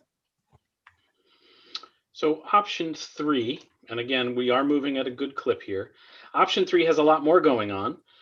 There is the same ramp that Steve just talked about at the south end, so we won't revisit that, but there are 2 ideas up near the top of the graphic around changing the alignment of Vancouver to Flint. We can call that the Vancouver to Flint wiggle, and changing the location of the northbound on-ramp to start up at Hancock and use Hancock to get on northbound. So again, next slide, we'll look at this in the context of the baseline project image. Bunch of different colors. You can see that Vancouver to Flint wiggle. What that does is liberates some area on the cover shown here in the black number 1. Some area on cover is freed up in order to, the transportation function has been moved over to Flint. It simplifies the intersection at Vancouver and the ramp. There is a adjustment to the ramp northbound that Steve will talk about in some detail. And at the south, you have the same benefit if it's successfully approved, where the on-ramp, the transportation function is removed from the lid. So items or those dots 2 and 3, again, free up land or square footage on the lids that could be repurposed or used for other purpose. So Steve will dive into some details on these. But before you go off, oh, sorry, can you go back to that slide? I just want to identify what the wiggle is that James just talked about. So that's that Flint purple stretch And so that's the adjustment. It's a little bit easier to see what that really means on this particular 3D graphic. You know, that wiggle is adjusting Vancouver over onto Flint before it connects into Broadway and then eventually Widener. So sorry about that. So next slide then. But before I talk about the wiggle, we're going to talk about the northbound on-ramp, the circle in the upper right-hand corner. And if you go to the next slide, it presents some challenges. There's a couple of high-level challenges. The first one is the fact that by shifting the location of the on-ramp from Broadway to Hancock, what you're essentially doing is inducing people to go to Hancock to get onto the freeway. And so what this does is it actually expands the interchange, if you will. You know, right now it's effectively clustered down off of Broadway and Widener itself, but by pushing it onto Hancock, you're inducing more people to travel that way. What we heard and saw in the environmental document was there's a specific concern about doing something like that, about inducing people to get closer to the neighborhood to the north. And so that's one thing that we would have to look at, is how would we restrict people from having to do that, to accidentally flowing to a location where frankly they're not really desired. And it would require a larger street network. It's a lot of vehicles. I think 700 plus or minus in this particular area to get onto the freeway.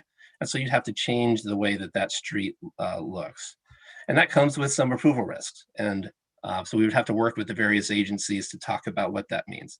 But beyond the policy attributes of that, if you go to the next slide, there's also some technical challenges that come with this. And in the middle of the screen on the right, it says Hancock on-ramp. That's really this J-hook on-ramp to get onto the freeway. There's a pretty significant elevation difference.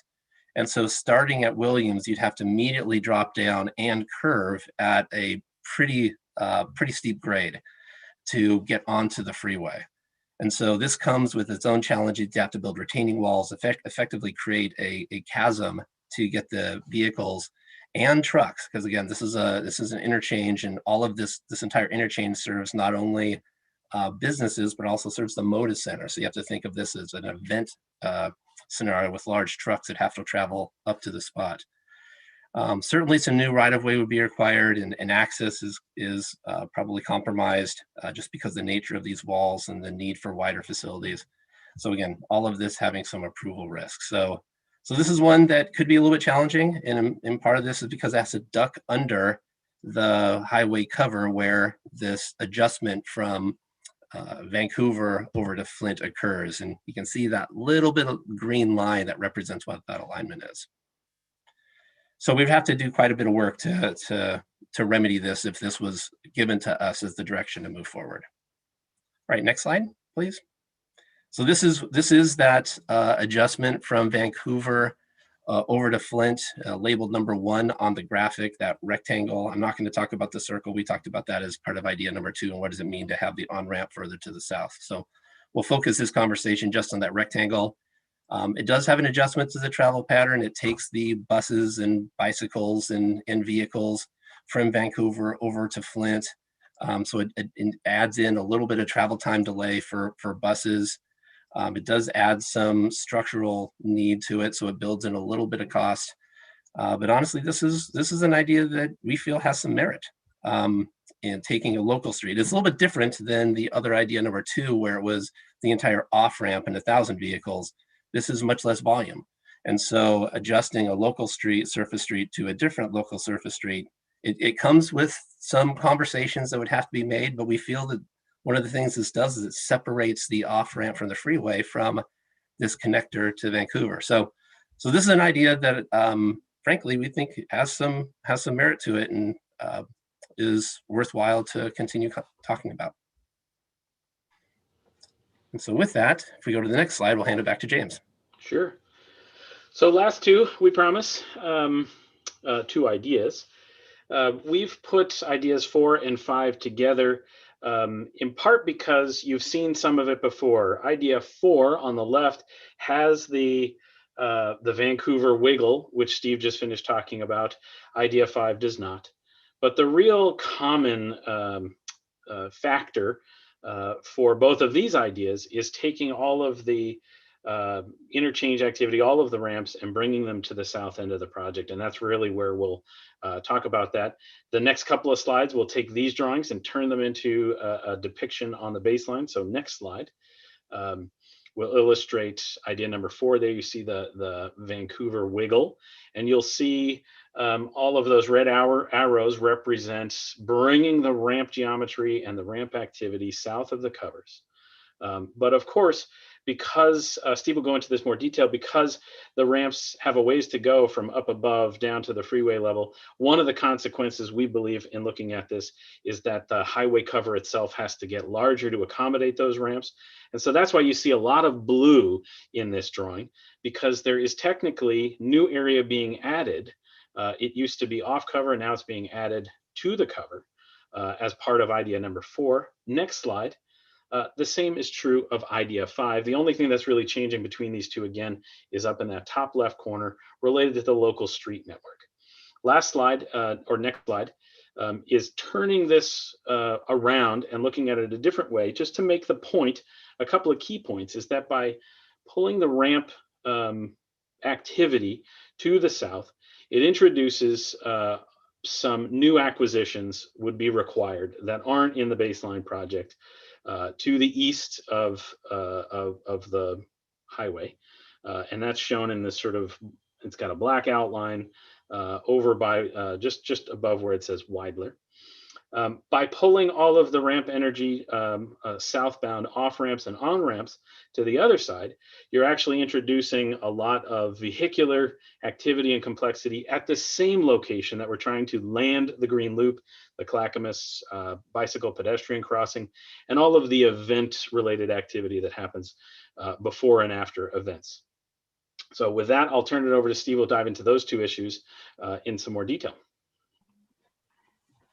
All right, so we're going to first start with the general notion of this ramp relocation and what does it really mean?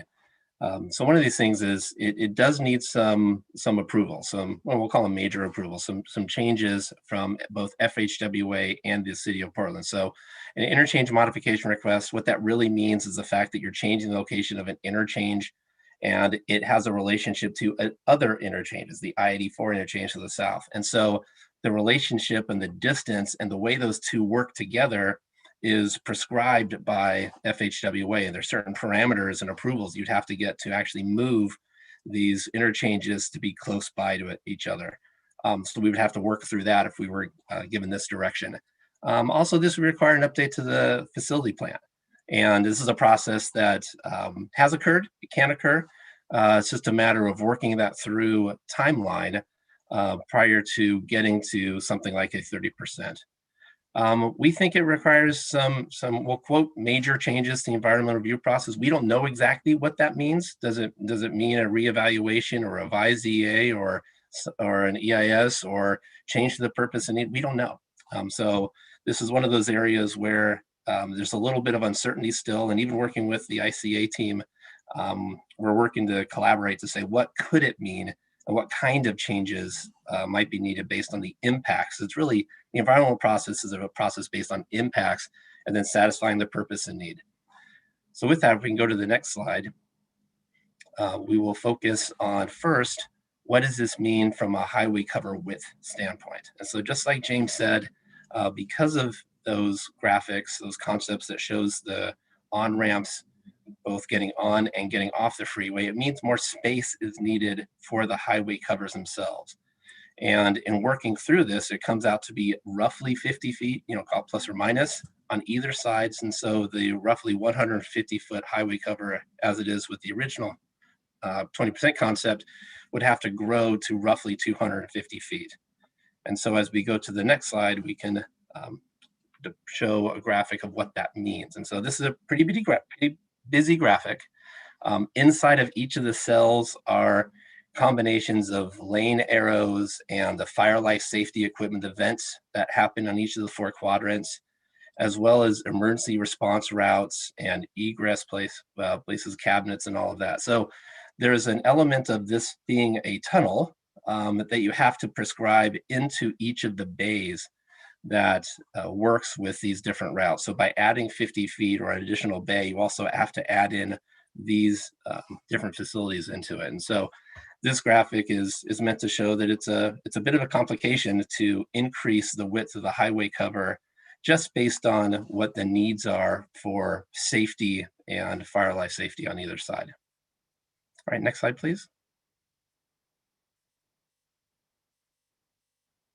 All right, so one of the elements that comes along with widening the highway covers means a difference in property impacts, right-of-way impacts. And in the early graphic that James showed, there was a series of blue squares that ran along the edges. Those show what the benefit is. You know, you get more space on top of the highway cover, but it comes at an impact to adjacent facilities that are shown in the circles. So starting at the upper right-hand corner, the first red circle is 3 additional properties that come off of Williams. Then there's an increased temporary impact to the Toyota dealership, some new permanent impacts to the Prosper Portland property, right where the interchange is in the southeast quadrant, as well as some at minimum parking impacts to the historic Crown Plaza Hotel. As you move to the west side of the freeway, there's a potential impact on Madrona Studios just because of the nature of how the building is used. And then an increased amount of impact to the left bank annex building itself. So it comes, this larger area for redevelopment, which is a fantastic thing, does come at some consequences to the adjacent properties that the original 20% project was able to work around. All right, next slide, please. All right, so we're going to get, okay, thank you. So in the next few slides, we're going to focus on the bottom 2 rectangles, the southbound off-ramp, which is again on the west side of the freeway, and then ultimately the northbound on and off ramp, which is on the east side of the freeway. So we'll first start on the west side as we go to the next slide. I promise you there aren't that many more slides to go before the discussion starts. So in this location, we've zoomed in, and basically the bottom left corner is part of the parking structure of the Moda Center to help align you to where you are. Number 1 is what the off-ramp, southbound off-ramp would be. So you've now progressed from the north, you've gone underneath the highway cover, and you want to get off to go to the Moda Center or to get onto Weidler. And so you would take this leg number 1. Well, the reality is because you have all these different streets that have to interact in this one particular node, you have this 6-legged interchange, which we haven't seen one of these in Oregon before. It does result in some complications because of the nature of allowing different people, vehicles, transit to work through this intersection all at the same time. One of the challenges is the turning movement from number 1 to number 6. And that's a pretty large movement. You can see that by the 2 right turn arrows, as you can imagine vehicles, freight and cars all making that tight turn. What that can do is potentially back all the way up onto the freeway. And so one of the drivers of the project is to have increased operations, meaning less congestion on the freeway itself. So we would have to solve how far would some storage have to go, and how far would the backup be based on some robust traffic analysis to avoid that, just because of this pretty tight turn.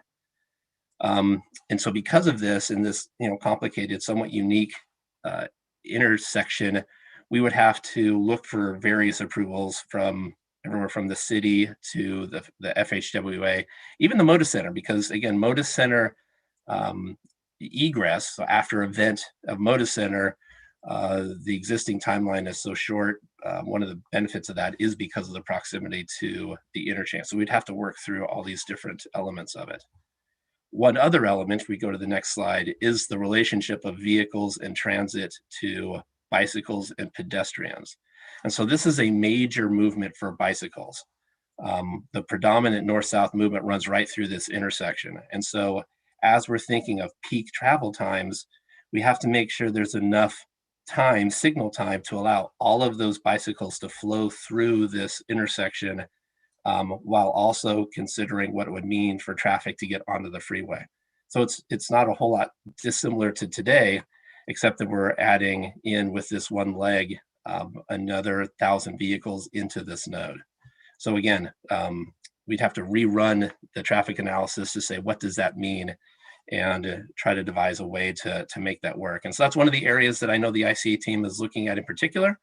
And so I'm sure that they will progress that further and then be able to introduce some ideas about that in the future. All right, next slide. So in this case, we're going to now move over to the east side of the freeway. In a lot of ways, they have some similar types of issues, you know, the travel demands from just freeway operations. In this case, there are also some different types of curvatures, geometries, infrastructure that would have to be met in order to make these movements work. So as we move to the next slide, it will depict, there we go, these two legs, number one, which is the on-ramp under the highway cover, and number two, which is the off-ramp that runs adjacent to it, located effectively within the Prosper Portland right-of-way. So it'd be using that space to construct this interchange.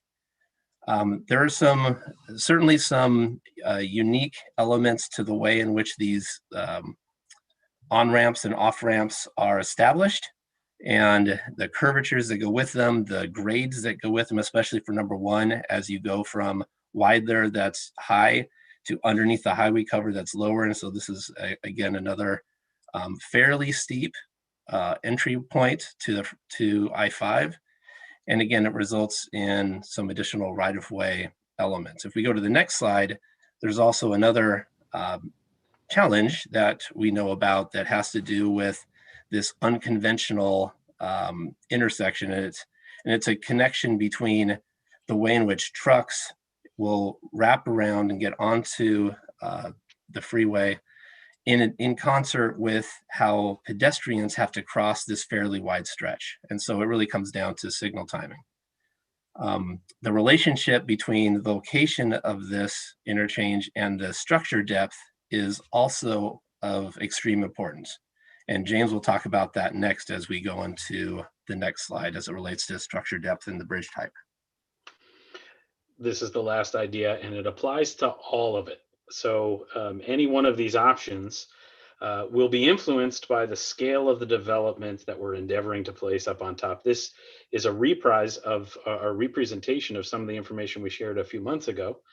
The height of the building relates directly to the depth of the structure that holds that building up. And we know we have a certain amount that we can push the highway down, but the taller and the bigger the buildings get, the more the structure may have to move up. So next slide. It's important for you all to know that the scale of the development, regardless of the option that's selected and how much area there is, the scale of the development itself has the potential to introduce further changes, impacts, consequences, along with the opportunities that come with it. So as a layer that goes on the top of all of these ideas and considerations is the idea itself around the scale of the development will have further influence on each of these options. And with that, I'll turn it to Megan and then hopefully questions and answers. Thanks, James. So on the next slide, I just wanted to touch on the funding. And again, this goes across all of the different highway cover design options. So on the left-hand side, ODOT, we have committed funding for the project through House Bill 2017 and funding for the baseline project and the cost to complete report. So it kind of note this is not to scale, but notes the allocated funding that we have for the project to deliver.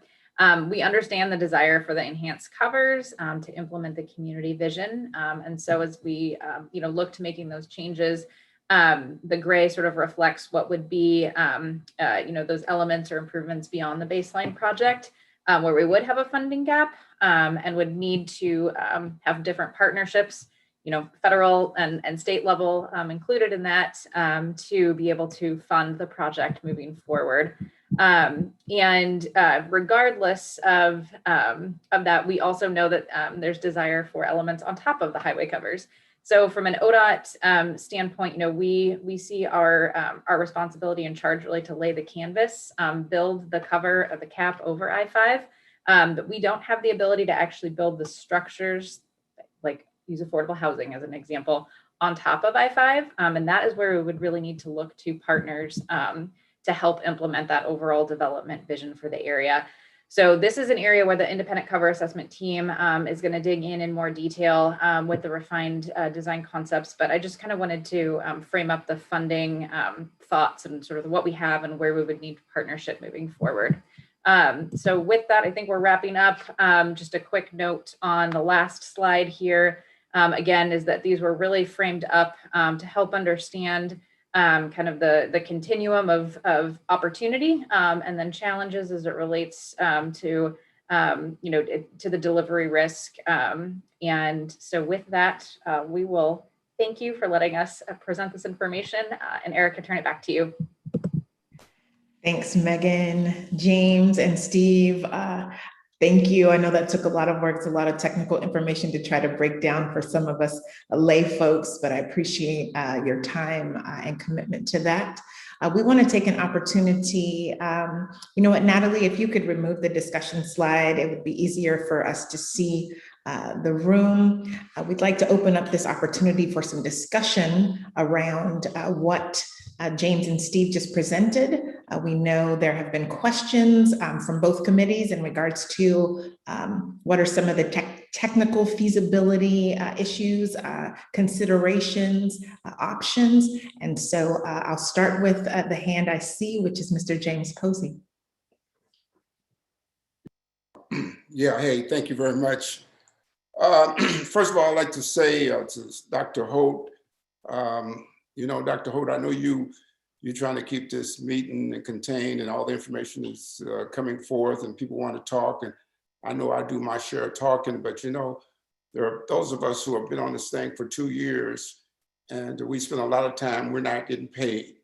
And when you come in here and you want to have a discussion about this issue and you want to take my time, you invite me to come to these things, I need to talk.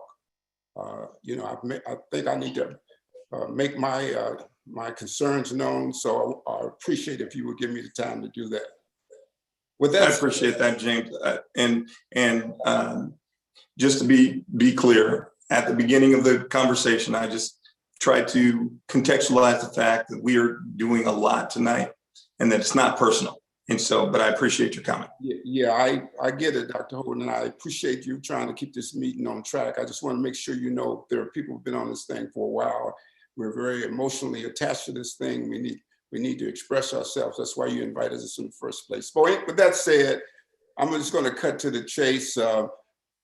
Dr. Richardson made a statement about whether or not we have a plan, a strategic plan, you know, to bring us all together. I think it's unrealistic for us to talk about this project to cure all the ills that have happened to the Black community over the last several decades. So I don't think anybody should come to this table thinking that if Raymore gets it or the joint venture gets it, we're going to cure all the ills that's been visited on the Black community. That just doesn't make any sense. I haven't seen a plan that's going to do that. All the politicians here and now should know we do need a plan. We need a plan for the Black community to cover, and which will cover everything, not just a highway.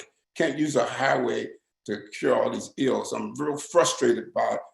Everybody has a plan. I guarantee you the planners who have gentrified our community had a plan, and that's why our community is gentrified and money is gone everywhere except to the Black community. So I'm angry about that. Doctor, we don't have a plan. We should have a plan. So anyway, I had to say that. And then I want to just say,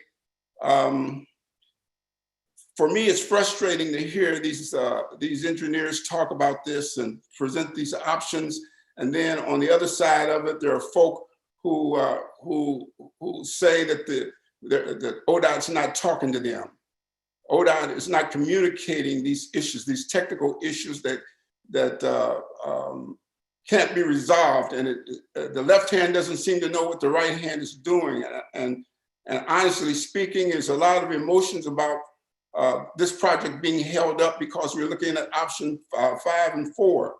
It seems to me there ought to be some middle ground where we can reconcile that and we can stop talking about holding this project up and stop talking about trying to put one another down and that kind of thing. And I think it would be good if someone could tell me whether or not Steve and James are talking to the people over at the Albina Vision and any other groups that are out here talking about holding this project up. I just want to cut to the chase. Is there any reconciliation, any middle ground whereby we don't need to be talking about holding this project up for any reason? And that's my question.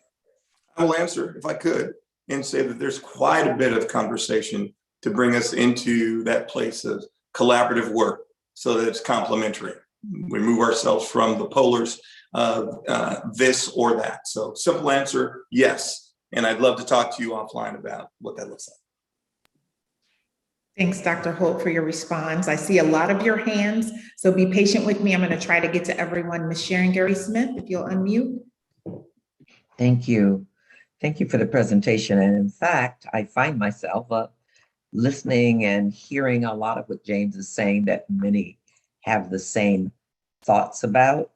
And so I think to Steve and James, my first questions is that in all of these choices that you're offering to us, that I'm always thinking and looking for the maximum benefit to the displaced communities that are still going to be impacted by this freeway work. And so I want to know that if our responses come in for 1, 2, or 3 of those 5 options you offered, and they have cost and design and timeline issues that are different than what ODOT might desire or is actually leaning toward. My experience with planners, they lay out a lot of options, but they have an idea which ones they think are most doable, or most feasible, or most cost efficient. How would there be a decision, or who decides which ones get priority? And the second part of that question, I saw in the 4 and 5, where you're talking about the necessity for acquiring additional properties, if I heard that right. What would be the impact given the vision for the return or the reclamation of community that was taken for the first highway efforts many, many, many years ago? If I'm hearing you correctly, and please correct me if I'm not.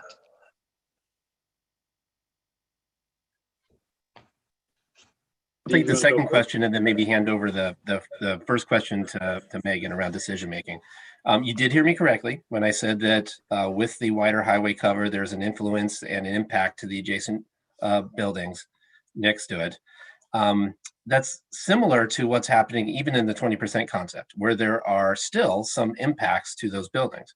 And so just like in the 20% concept, the question would be, what is going to be so first question is, does ODOT have to require the entire property, or is it still going to be retained or owned by the original owner?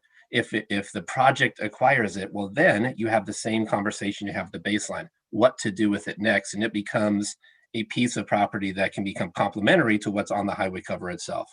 So it really is a conversation that's no different than the 20%. It just has different property locations and different impacts.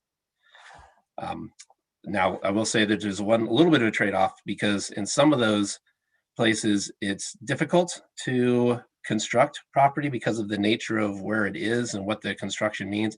And it's something that would have to be explored. So at this point, all we know is what the impacts areas look to be, but we don't have an idea of how best to use it and what that timeline is. So that would be something that if we were handed that idea, that concept to develop, we would have to jump into that and try to solve that with your help. And Megan, if you were to address the other question. Absolutely. So Sharon, in regards to your question of who makes the decision. So that's exactly why we're here, is the HAAB will receive kind of the first opportunity for the decision here. So you're hearing the information today. There's a workshop coming up with the independent cover team as well.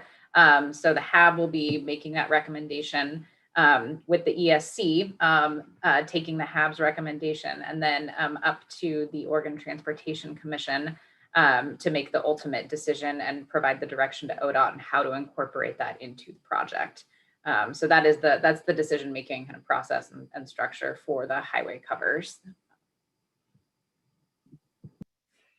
Thank you, Megan. Some of you all had your hand raised earlier, and I'm not sure how I lost them, but I'm going to recall who I wrote down. Estelle, I saw your hand, and then to Mr. Stephen Green. And if you don't see your raised hand feature, please put it back up. I'll make sure to get to you. Ms. Estelle? Okay, I had just a couple of quick questions. So if we did end up waiting longer to explore options 4 and 5, would that then affect the money that was earmarked for those apprenticeships that were discussed earlier in the presentation? Was that connected at all, or did I understand that incorrectly? Estelle, yes, you are correct. Those are connected. And Amber and Jeff, I'm happy to turn it to you for to kind of expand upon that. But the short answer is yes, they are connected, and an impact to the project schedule would have an effect on our DBE and workforce program. Okay, and then I guess and that would be just gone. There wouldn't be a way to kind of replace that money at all, or move it from somewhere else. That would be gone then. It wouldn't be gone, but Amber, I'm going to draw on you to provide some more context for this. Sure. So the workforce program, the RAMAR team has already is doing outreach related to the program. What I can say right now around the workforce program is this is a snapshot in time right now. If the schedule changes, it is unclear the exact effect with regard to both the DBE and the workforce program in the future. It's unclear what that will mean, what the overall impact will mean. And because there are so many elements that have to go into place in order for the existing program to occur right now. Okay. Go ahead. And then, Jeff. oh, sorry. All right, sorry, Mrs. I would just add that to Michael Birch's comments earlier, our community is really in desperate shape of really having opportunities and seeing positive leaders in the community that look like them, that are doing positive things, and to be able to have some economic opportunities immediately to give them some other options. So any delay in that at this current time, I think would be extremely detrimental to the community as far as whether or not the legislator moves the money or not as a result of a delay for this project. The price goes up considerably because you have a contracting team that's more on board, you got a project team that's more on board, and whether or not they have the money to actually do the project, if it got delayed, is really in question, and whether or not they move the money somewhere else, we just wouldn't know. We don't know that. But the biggest thing is our community is in trouble now. We need opportunities for our kids now. So that's what I would say. And Thanks, Jeff. Oh, sorry, Estelle, did you have one last comment? Yeah, no, I just had another question that kind of just puts us, it just kind of puts us in a weird position where we're kind of placed like in an either or, because coming into this committee, I was, told that the covers were the best way for us to have restorative justice. And so then if I'm shown the two plans with the most covers are options 4 and 5, and then told that, well, pursuing options 4 and 5 would then lose out on that option, then that kind of puts a heavy weight on our shoulders as HAAB members. And if there was a way to somehow or have that not be a way, and then the plans that are kind of being more favorably portrayed are the plans with the least cover spaces. And then, to be honest, that's kind of like the least restorative justice. And I kind of really don't know what to do with that. because to me, as a historical Albina resident who was gentrified out of that community, homeownership is restorative.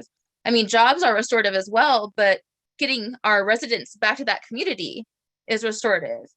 I mean, I think we should have concrete plans and presentations that are brought to the committee that are as well done as we have for the covers. And we don't have that. But anyway, it's just, that's kind of how do we make a decision when that's the choices that we have at this time. So I did want to kind of clear up.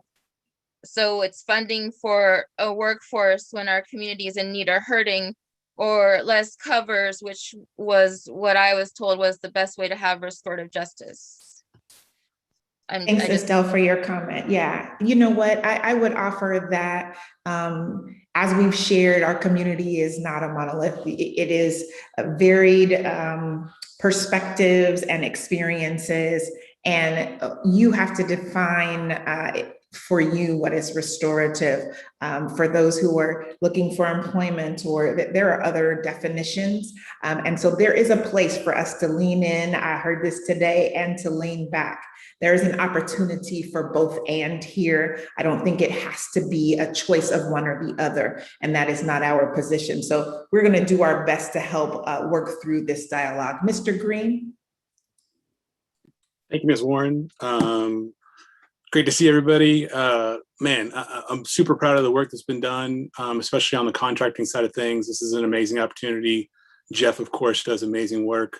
A couple of points. One, this is our first meeting where we haven't had comments turned on. And I think that saves us time in a lot of cases. And that feels like the anti-community centered conversation, to not be able to have those conversations happen over in the comments section. Two, I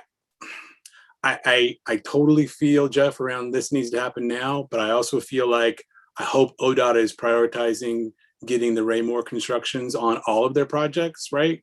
I believe they have more than a $2 billion budget coming up, and I bet he can do great ass work out in Pendleton, Medford, and all these other places, not just the historical Albina community. And I think to Nate's earlier points, I think that's an amazing way that ODOT as an agency can kind of lead the way and show folks that, you know, Black people aren't just important in Northeast Portland, but it's really in, you know, finding ways for the agency to reframe its work going forward.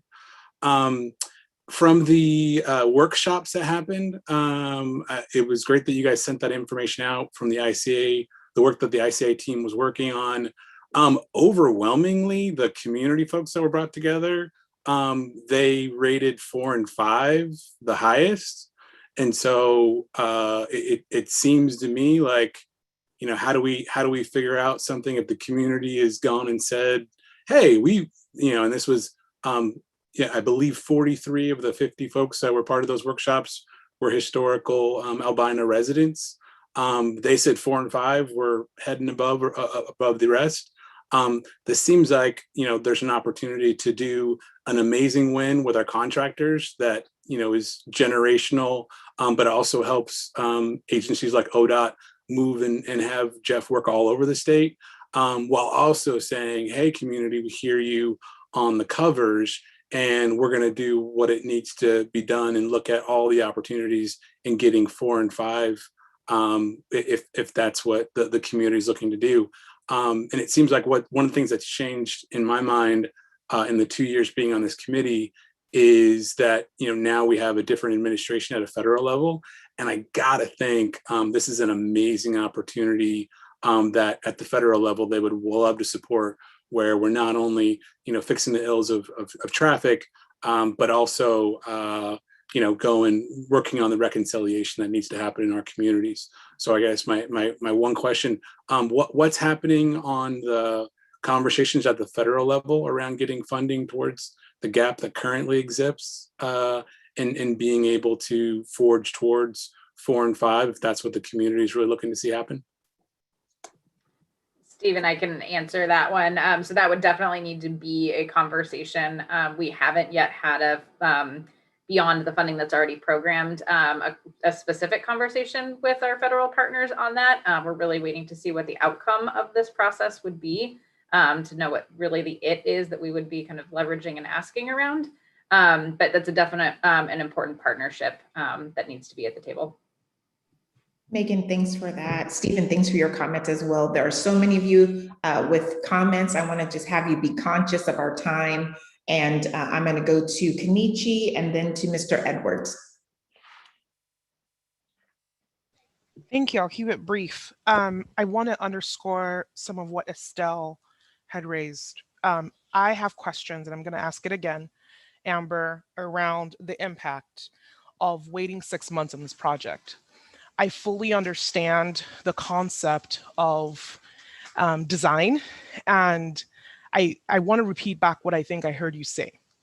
Did you say that if we wait a few months on this to get the level of design for generational wealth, for community building, to address some of the concerns that we've heard here today, to fully engage partners like City of Portland and AVT to address some of the relocation issues that doing 4 and 5 will have on the community?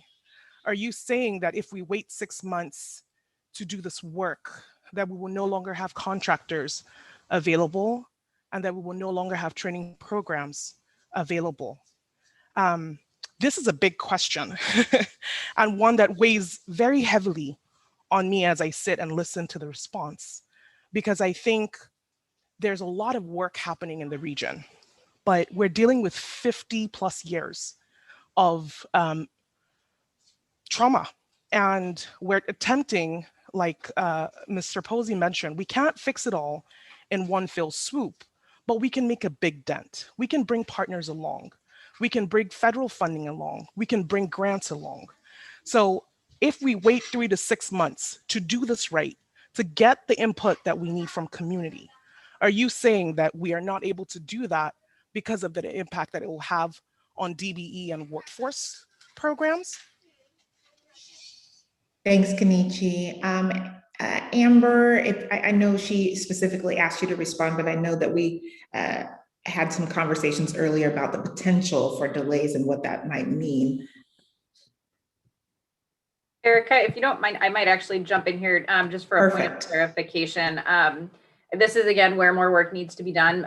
But in terms of the concepts that include the ramp relocations to the south, that would have new property impacts and kind of really expand the footprint of the project area, that's a number of years that it would take for the added technical and regulatory reviews and environmental review that would have to go through. So just kind of wanted to frame that up for context. Kenichi, I think your question around months, I think that's the right question, but in terms of the concepts 4 and 5 specifically with the ramp relocation, it's probably 3+ years of delay. Just really quickly to respond to that, the technical part of the project is what it is. I think I'm talking about what Estelle underscored on giving community a chance to react, giving community a chance to talk amongst each other. I feel the weight of what you put on the table, Estelle. How do we go back and say that we had this fabulous amount of work that went into the cover, and yet when we're talking about community wealth building or generational impact, we're pointing to a diversity plan. Like, there's just not been the same level of attention to it. And I really do think that there are partners missing. City of Portland needs to be at this table. There are others that we haven't talked about. So it's kind of the opportunity cost. What's the opportunity cost to take 6 months or whatever it is to bring more partners to the table, to have more robust conversations around partners who are willing to engage to the project? Great, thank you for that comment, Kenichi. Mr. Edwards?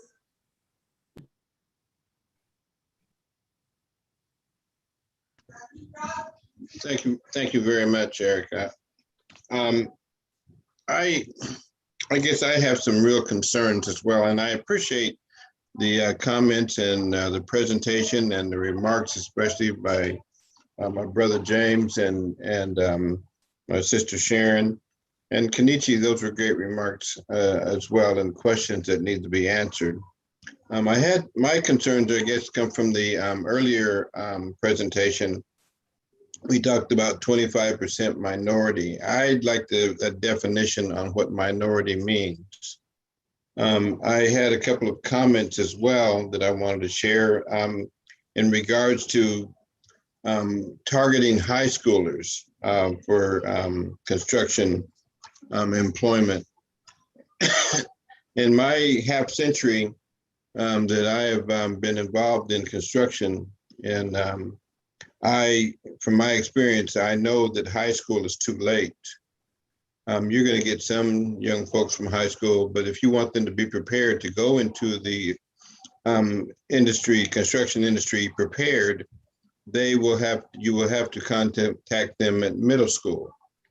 And I think it's, and to be quite honest, it's insulting to think that you can just grab someone up in high school and expect them to all of a sudden make a career choice to go into construction. Construction is not what it used to be. If you don't have a college aptitude, you cannot be successful in the construction industry. Let's just be real clear about that. I also wanted to point out that there was remarks earlier, and I don't mean to disparage anyone's remarks, but, and maybe I heard it wrong. I'm getting older, my hearing is not what it used to be. But I seem to hear a conversation or a presentation that someone said they were talking about health. And when I say health, I'm talking about environmental impact versus dollars. And to me, that's insulting to our community. And I bring to mind a gentleman that's no longer with us, and he had millions of dollars, Paul Allen, but that couldn't save his life. And so I think that when we talk about health or we talk about environmental impact, we need to talk about the whole diaspora. We need to talk about financial health. We need to talk about economic health. We need to talk about physical health. We need to talk about mental and emotional health. All of that comes to play into what has been done to our community over the years. And so dollars are not going to solve our problems or our issues and make us feel like we're healthy all of a sudden. So that needs to be cleared up. And I hope I don't hear those kind of remarks again, because I think it's insulting to us, and it means that we're chasing money and that our health be damned. And that's insulting to me. So I just wanted to be clear about that. Can you clarify that a little bit more? Just one moment, Mr. Andrew, if you'll just give me just a moment. I appreciate that you want to comment here, but we had several with their hands up. Mr. Edwards, thank you for your comment. I'm going to just ask quickly before we move forward. I know we are getting close to the 6:30 hour. We had proposed to go to 7 before. This conversation is very, very rich. I want to give us all an opportunity to engage.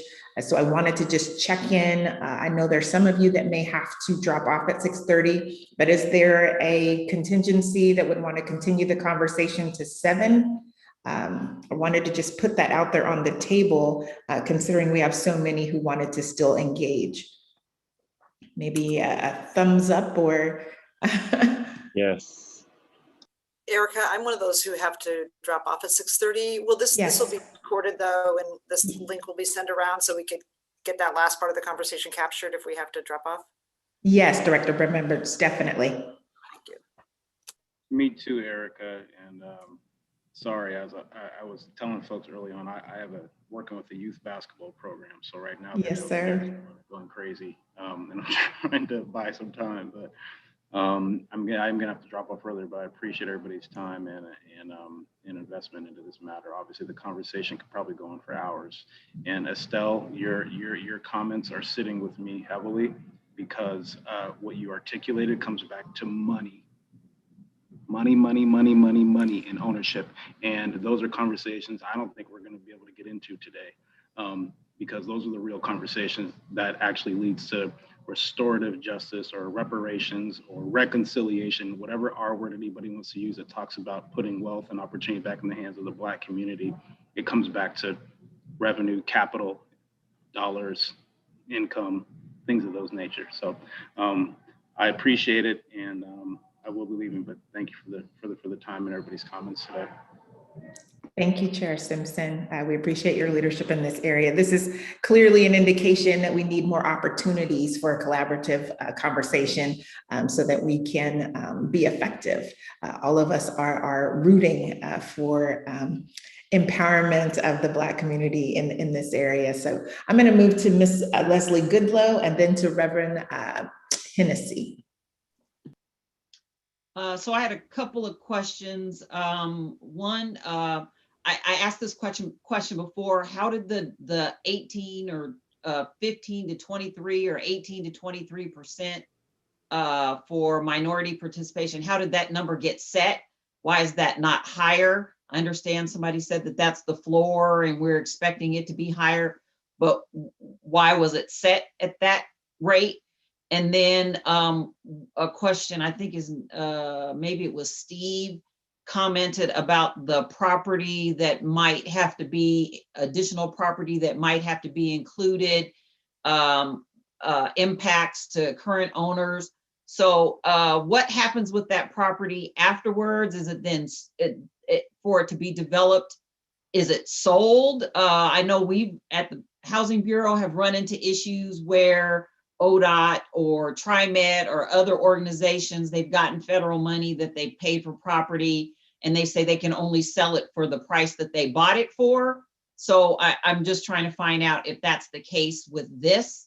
If then an organization that wants to develop then has to turn around and pay the same price that you bought it for. I know I'm going to wrap it up there. I do have other questions, but because of time, I'll leave it at that.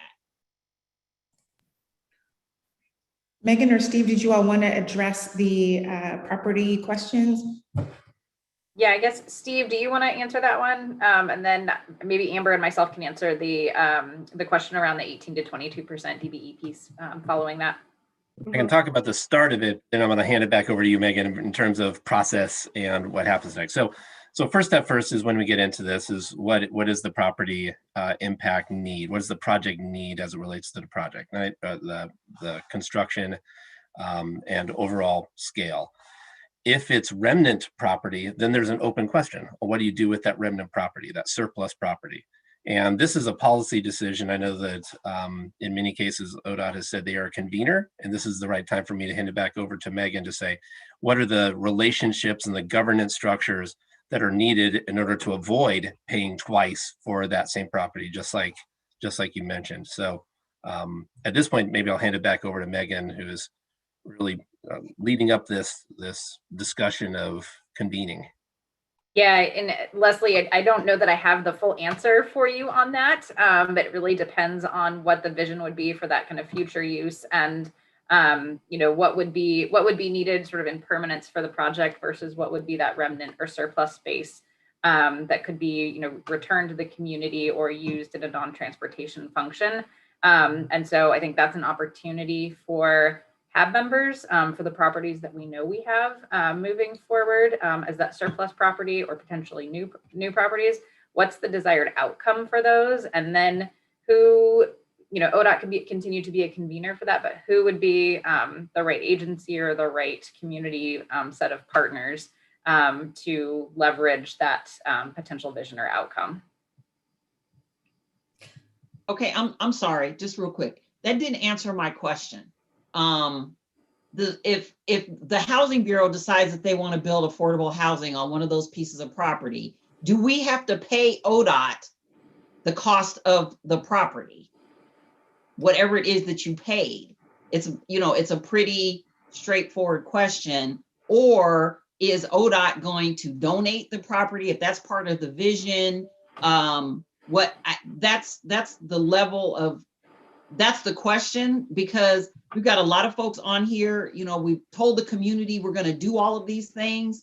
And first of all, we have no money. And second of all, if then people that want to develop or have money want that property that they now have to pay to be on top of the covers, if they have to pay ODOT to build, then that's, raping and pillaging folks all over again. Yeah, no, for the new space that would be on top of the highway covers, that would be sort of space that would be open. I don't expect there would be a double payment for that land. Going back to my funding slide, the who pays for the actual housing development itself, that is more than what ODOT has the ability to pay for, but the land itself on the highway covers, I don't see a double payment situation there. Okay, thank you. So, and Leslie, I'll answer your question related to the goal. So the goal is a statistical, it's set through a statistical econometrics method. That's how it is created. It's essentially an econometrics method for calculating available firms relative to overall firms. So that's how it's calculated. What time is it? Okay, I'm get on. Thank you. Thank you. Sure. Reverend Hennessy? Thank you very much, Erica. Can you all hear me okay?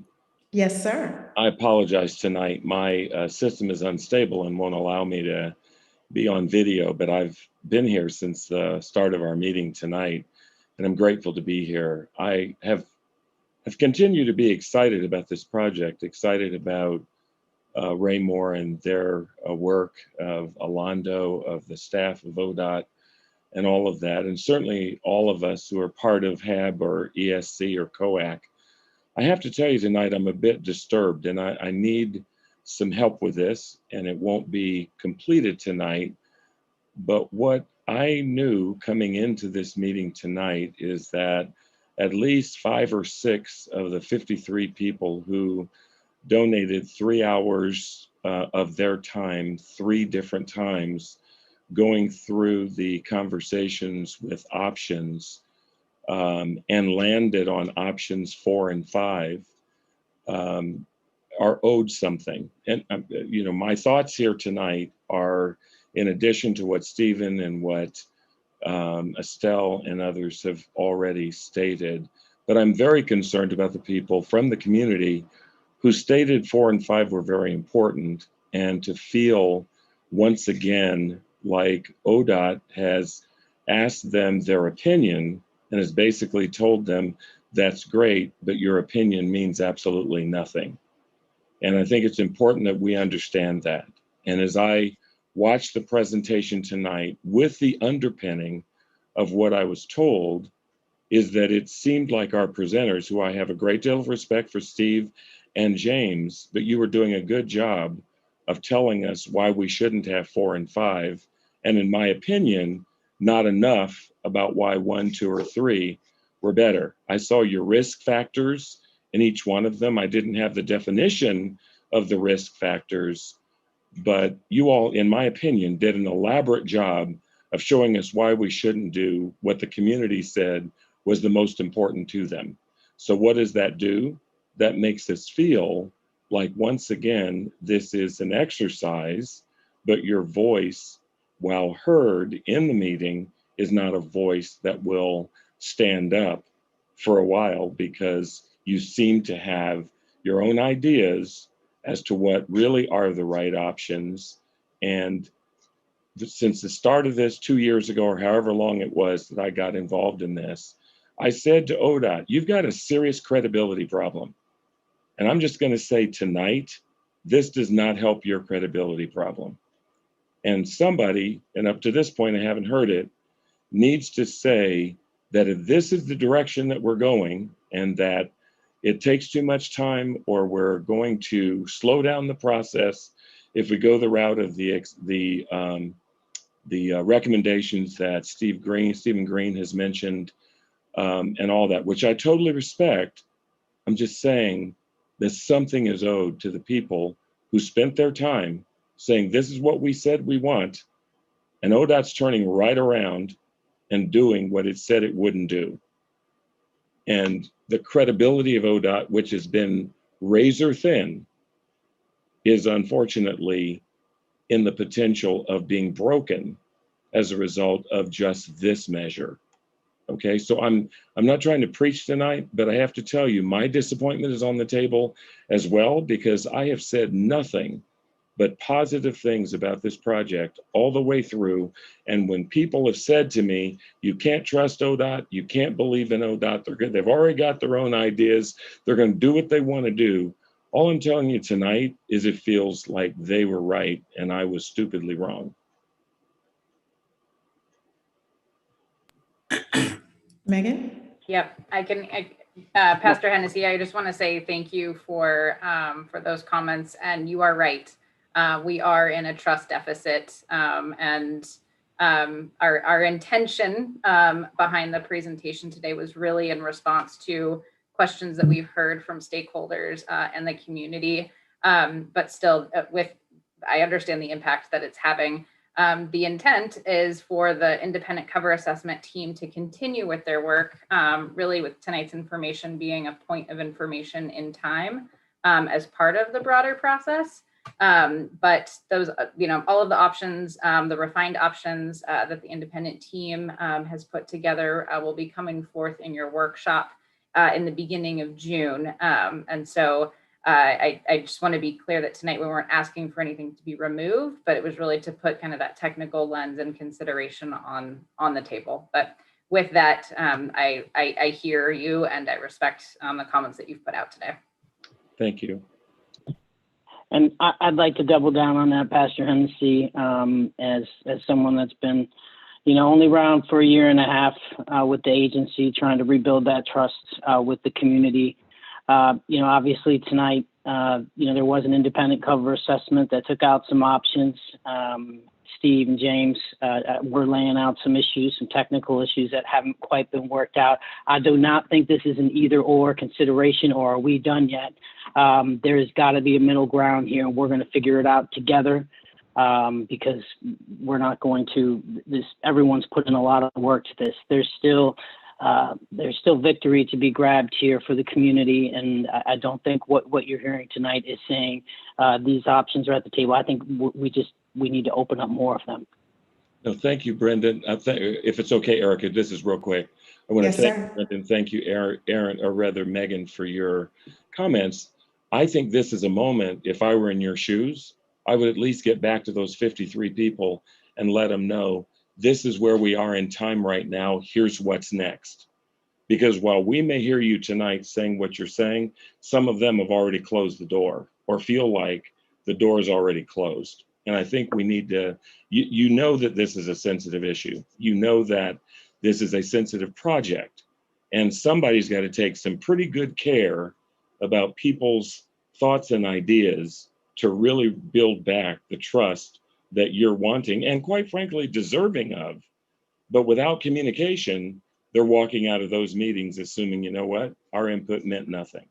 And that's not where I know that's not where you want it to be. Great comments, Dr. Hennessy. Thank you. Megan? We can make, I was just going to say, we can make sure to do that follow-up, Pastor Hennessy. Indeed. I'd like to go to Bryson and then to Andrew Campbell.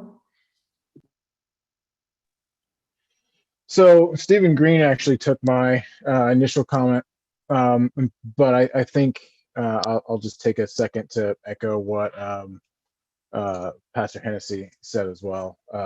I heard ever since I joined the project from pretty much anybody who knew anything about what was going on that, don't trust ODOT. ODOT's not really, they're just putting this up as a show and they're just going to do whatever they want to do. And I've tried to approach it with an optimistic attitude. I think we've got, I think people in general seem to like options 4 and 5, and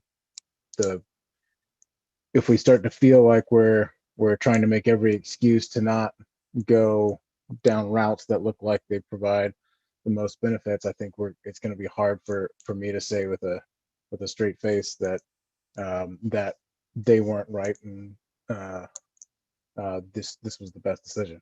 So just continued extra support for what Hennessy said. Thanks, Bryson. Andrew?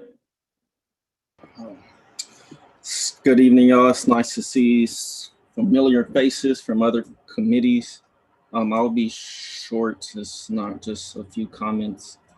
One thing that I've noticed I kind of was missing and I wanted to learn more about is who will have with the right-of-way impacts. Go in more detail of like who will maintain the right-of-way afterwards, like, you know, with the transaction of the private properties or not, if it's going to be the state, if they're going to be the private investors, city, who will maintain it. I feel that's important because that's an economic development way within the future. Also, comments is that I know y'all put the impact of traffic time before the 1 through 5 ideas, but I'm curious to see the traffic time of pretty much 4 and 5. Since that seemed like that's the more of the community plans. I say that because I'm sure everyone here is aware that the majority of the millennial Black population don't reside in the area where we're talking about. They reside in other areas of Portland, but they use that highway, that part of I-5 and Highway 84 pretty often. And the last comment is that I just truly hope that with the budgeting, the funding conversations, that ODOT truly engage all of the committees, since it's looking like more money will be needed. And if private partners invest, I'm sure there's going to be some things that they want in return for collateral. So we hope that ODOT continue to be transparent on what type of conversations and negotiations is happening for the project funding. So that's just really all the few comments I have to say, and that's kind of what was missing from the PowerPoint. Appreciate it. Thanks.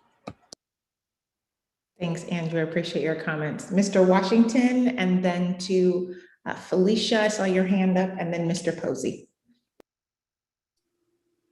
Thank you very much. Good evening, everybody. This has been kind of rich, real rich for me. And it's a lot of information to cram in, and I keep saying that. But, you know, with all of these environments, I don't know, I hear a lot of different things. And one of the things about the issue around the workforce program, right? My caution with that one is that, you know, we constantly keep framing this workforce, but we don't talk about ownership, okay? And so it's a real important kind of thing. And I'd like to see this workforce thing also have a larger impact radius, meaning we unpack it a little bit more. When you're looking at construction, most of the time, we're always looking at somebody coming in with an apprenticeship, with a hammer or a trough or whatever. But there's all kinds of other supportive businesses that support construction also. So I'd like to make sure that we're unpacking that and reaching those things, rather if it's media, rather if it's truck drivers, rather if it's whatever it is, we unpack it a little bit more to make sure that we're including a lot more other business opportunities in there than just construction reality, okay? And also looking at the mentality around forming businesses and ownership, okay? That's the one thing. The other part is that we keep talking about our community is not a monolith. You know, there's a whole saying that I've heard a number of years ago, and that is the difference between principles versus personalities. We all have a common principle amongst us, okay? And that principle is that we've been getting, excuse me, ladies in here, we've been getting our ass kicked for a long time, okay? And that we all have in common. So however we begin to take a look at what improvements we can begin to do, you know, I'd like to be able to make sure that we come together on that idea to begin to move these projects along the line, knowing that anything that we can recapture or regain is an asset reality and an advancement, okay? The next thing that I was thinking about also was some of the things that Matt said, and in terms of the shift. And I talked about this the last time. I felt the pivot, okay, or a turn. I'll tell you, you know, when we talked about earlier, we talked about Williams Avenue in Vancouver. And most of y'all don't recognize is that when we had the Trader Joe's issue, we had our heads, all of us. It seems like every time Black folks get a project going on, we seem to have all our focuses in on just one little project, while all this that's going on around us is going on around us. Like we had our head in the Trader Joe's issue, and they ran 10 blocks up Williams with businesses and retail and residential stuff, all market value stuff. And in 2 years, no less. And it takes us 5 years to get one project along the road. And they ran 10 blocks. Disheartening to me a little bit, okay? And so what I was talking about earlier was connecting these off-ramps to Williams. And when we talk about follow the money, okay? Well, if these on-ramps run up Williams, and if they get off, all that economic aspect coming out of those games and all of that, that money all goes up Williams and feeds those businesses and feed those centralized realities in those areas. So again, the reason why 4 and 5 has been attractive to some people is because it does open up a new direction. It does open up new opportunities, you know, so, but it's real important that I want to just say here tonight is that what's being experienced here for me is the fact that I'd like to see our community come together with this sense of urgency to recognize that we need to advance this ball, no matter how you look at it. And rather not if we got difference in opinions on how we do that, rather not if we need to get these businesses out there moving right now, we need to get things moving. Enough conversation. And a lot of y'all has heard this stuff. I don't know if y'all heard it that the brother down there said, is that we dying out here, not only physically, but businesses are dying. People losing their houses, ain't no jobs. There's a lot of things going, people killing each other because of the underlying trauma. And I'm going to caution us again. You know, in the sake of just accomplishing business, we have to consider that there are a whole lot of other mitigating things that affect our community. We just don't get to those outcomes just because we say we want to drive this home some kind of direction and don't think that there ain't gonna be some traffic lights on the way that we gotta observe. And most of those things is that right now, the reason why a lot of this killings and murders is going on is because people are under stress. They're under a whole lot of things. So I think we need to stop and really consider as to what it is we're trying to accomplish right now, where that opportunity is that we can get this thing moving down the road and get to the business of moving this thing down the road.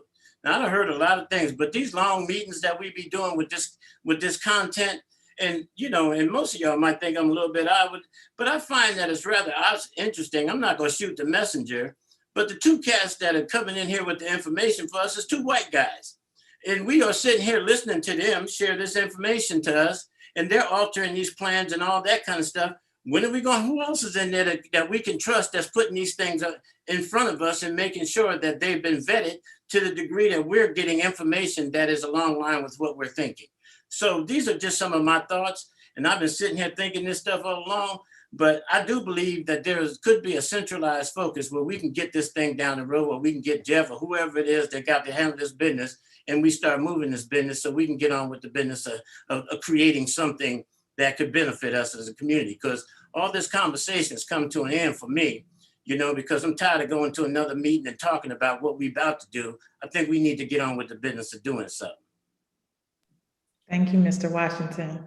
Always poignant. Miss Felicia, and then Mr. Posey, and then we're going to wrap up.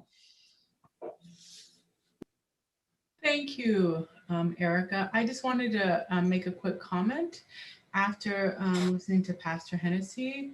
I've said this a couple of times in this process, but instead of assuming what the community wants, which is what happens when we present, I think that just having people that from the community involved in the actual process, instead of assuming what they want, would be really helpful. Because part of this, what I'm hearing when I'm listening to this information is, and I've told ODOT this in the past, don't bring the final product and expect a positive outcome without community involved in the process. And so I just would encourage ODOT to really take that to heart, to really make sure as you're doing the presentation, one, it's what Mr. Washington said, is that if it's in collaboration with community, then community should be involved. If we're only seeing ODOT staff doing all of the presentation, my assumption is that there isn't that feedback from the community. So why have these 3 different communities and have us on this 3-hour call if you're not going to utilize our expertise in this process? So I just really would encourage that piece, because I think it will lead to less frustration for you. And it will also change the public testimony and comment, because as Megan said earlier, yes, trust needs to be built, but trust doesn't happen in transactional relationships. It happens in transformational and transparent relationships. Thank you so much, Felicia. Mr. Posey? Yeah, I echo what Felicia is saying. You know, we must be the only, Black people must be the only people on the planet who can take 53 people and turn a $600 billion project around on the flip of a coin. I have to disagree with Pastor Hennessy, which I don't like doing.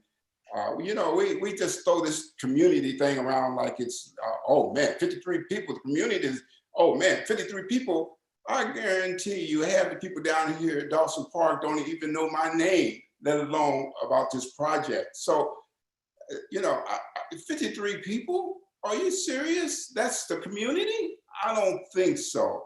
And, you know, these guys came in with these 2 guys, Steve and James. They were technical guys. They were not trying to tell the story one way or the other. As far as I'm concerned, it looks to me like they were just providing factual information.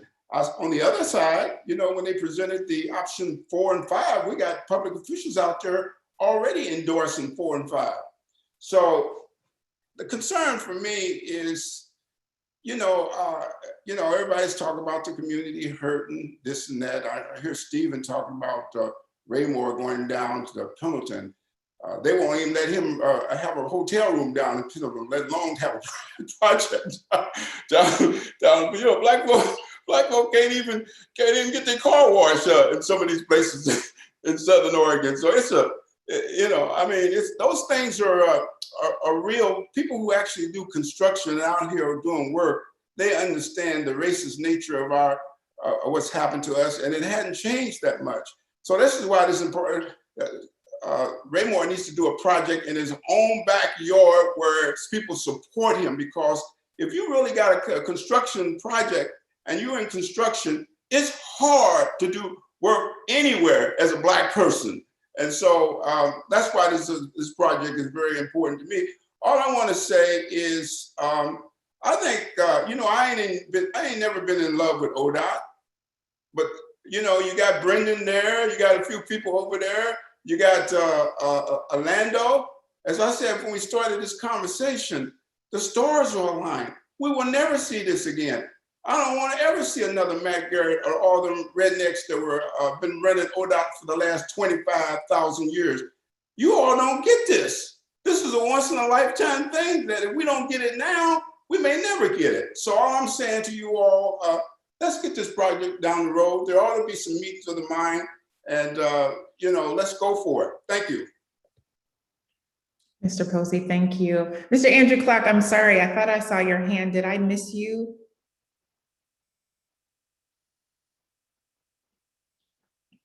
I'm not sure. Well, I'll, there you are.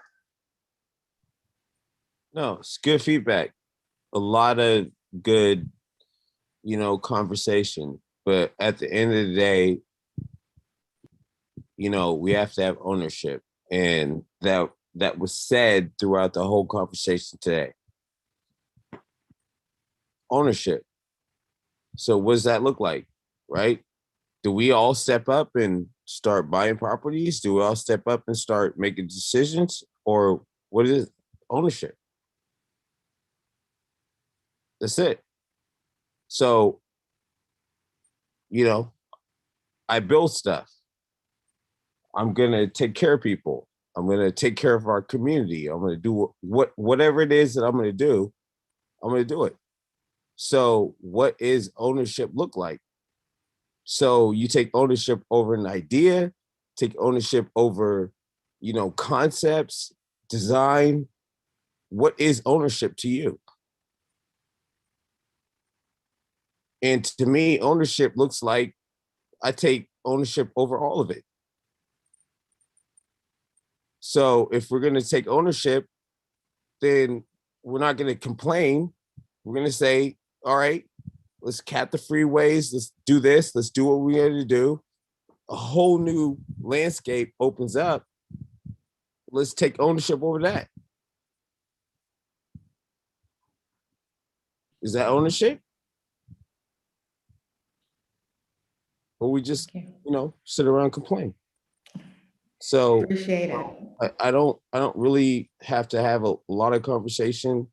I can have a dog in a fight everywhere, but for me, it's, where do I make money at? How do I take care of people? And what's the ownership look like? What's the operating agreements look like? That's it. Thank you. I appreciate it. I was glad I was able to get back to you. You all, thank you so much. Dr. Holt, if you would close us out. You caught me off guard, though. I didn't mean to. No worries. Thank you for jumping in. Yeah. Before I do that, thank you very much. Good work tonight, everyone. And I've got a few closing comments before I do that. Megan, I think you were going to circle back around on something that was said earlier. I think I might have already circled back on that. Okay. Well, actually, no, I'm reminding myself here. Sorry. So much good conversation since then. It's to Andrew Campbell's question, and good questions, in fact, on the right of way and sort of future use. I just want to note that those two questions around the cost and right of way are exactly what the ICA team is looking into and will be bringing forward at their next workshop. So with the HAAB, that'll be at June 1st. So really good questions, Andrew. Just know that those are coming from the ICA team at your next meeting. Also, really quickly, Dr. Holt, before you finish us out, I promised Mr. Edwards I would ask Amber and the team on the COAC to, in our notes, provide what is the breakdown of minority in that 25% in regards to the DBE plan. So if you all would make note of that so that I can provide that to Mr. Edwards. Dr. Holt. Very much. A couple of things. One, let me go back to where I started in our meeting. The reason to bring all of these groups together is exactly what transpired tonight. This is what we've been working at. We've been working at very diligently behind the scenes, creating a path of transparent decision-making. Let me take a moment around transparent decision-making. Transparent means, from how we engage around it, truth-telling. Tell the truth. And not a matter of trying to influence or direct, but here is what it really looks like. And so the information that was presented, Pastor Hennessy, I really want to make clear, I hope you're still here. The information to everyone that was presented was merely, as Mr. Posey just identified, truth-telling. It's a matter of just saying, here are the facts, here's the information. Because the goal is that collectively decisions come out of this group. And those decisions, so let me address this concept, which I did the last time we were in the HAAB. Those decisions are influenced by this group. You are a part of the community.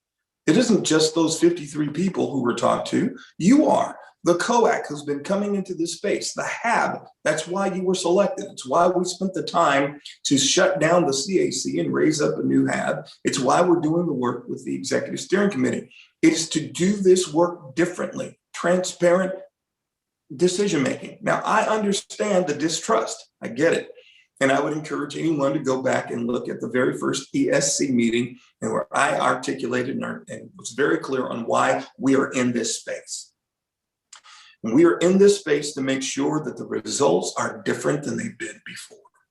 And that we have the opportunity where the community wins. And so transparent decision-making means that you need to know all of the information so that you can make informed decisions. And lastly, in regard to the presentation, specifically around the scenarios, I will say what I said. None of those scenarios have to be scenarios you like. You don't have to like any of them. Or you can say there's a hybrid of, or we make this suggestion, or what about this, or what. This is the work that is in the space. Now, we cannot ignore that there's a timeline. We cannot ignore that there's costs. We cannot ignore that there are other factors that have to be thought about. That's part of telling the truth. In order to rebuild trust, it's a two-way street. It's not just the one side of ODOT coming different. It's also our willingness to respond in a manner that holds people accountable, that leans into the space, and that's willing to do the work. That's all of our work together for the sake of the community. COAC, you've been doing this. We appreciate it. I respect the work and the leadership that's in this space. HAAB, you stepped into the space and you're leaning in. I respect that, and I appreciate what the ESC has done. We've been working diligently behind the scenes to create a path forward so we can collectively engage around this work and think through the things that need to be thought through and remove some of the polarized dynamic that has happened in our community for way too long and bring us to a place where we can make a collective decision for the benefit of all. So thanks for your time. Thanks for being willing to go another 30 minutes. We obviously need to come together again. And I would say that round 2 would be on the 24th, the next meeting, which will start, what time did we start on the 24th? It slipped my mind. Is it 4 o'clock? 3 o'clock. 3 o'clock, thank you. On the 24th, we're inviting everyone back to the table to continue our conversation. The independent cover assessment team will be presenting. And so some of the information and the questions you've had, you will be able to engage with them around. We've got a COAC meeting on the 20th. I know it's jam-packed. We're coming into crunch time, and we want to make sure, again, that the voices of this work, as well as the voices of those who've given volunteer time, are captured so that our community wins. Thank you very much for your engagement tonight. Everybody stay safe. Have a great evening. And Mr. Posey, please call me. Love to talk to you. Good night, all. Thank you for your participation, and we'll see you on the 20th or the 24th. Have a great evening, y'all. Good night, everybody.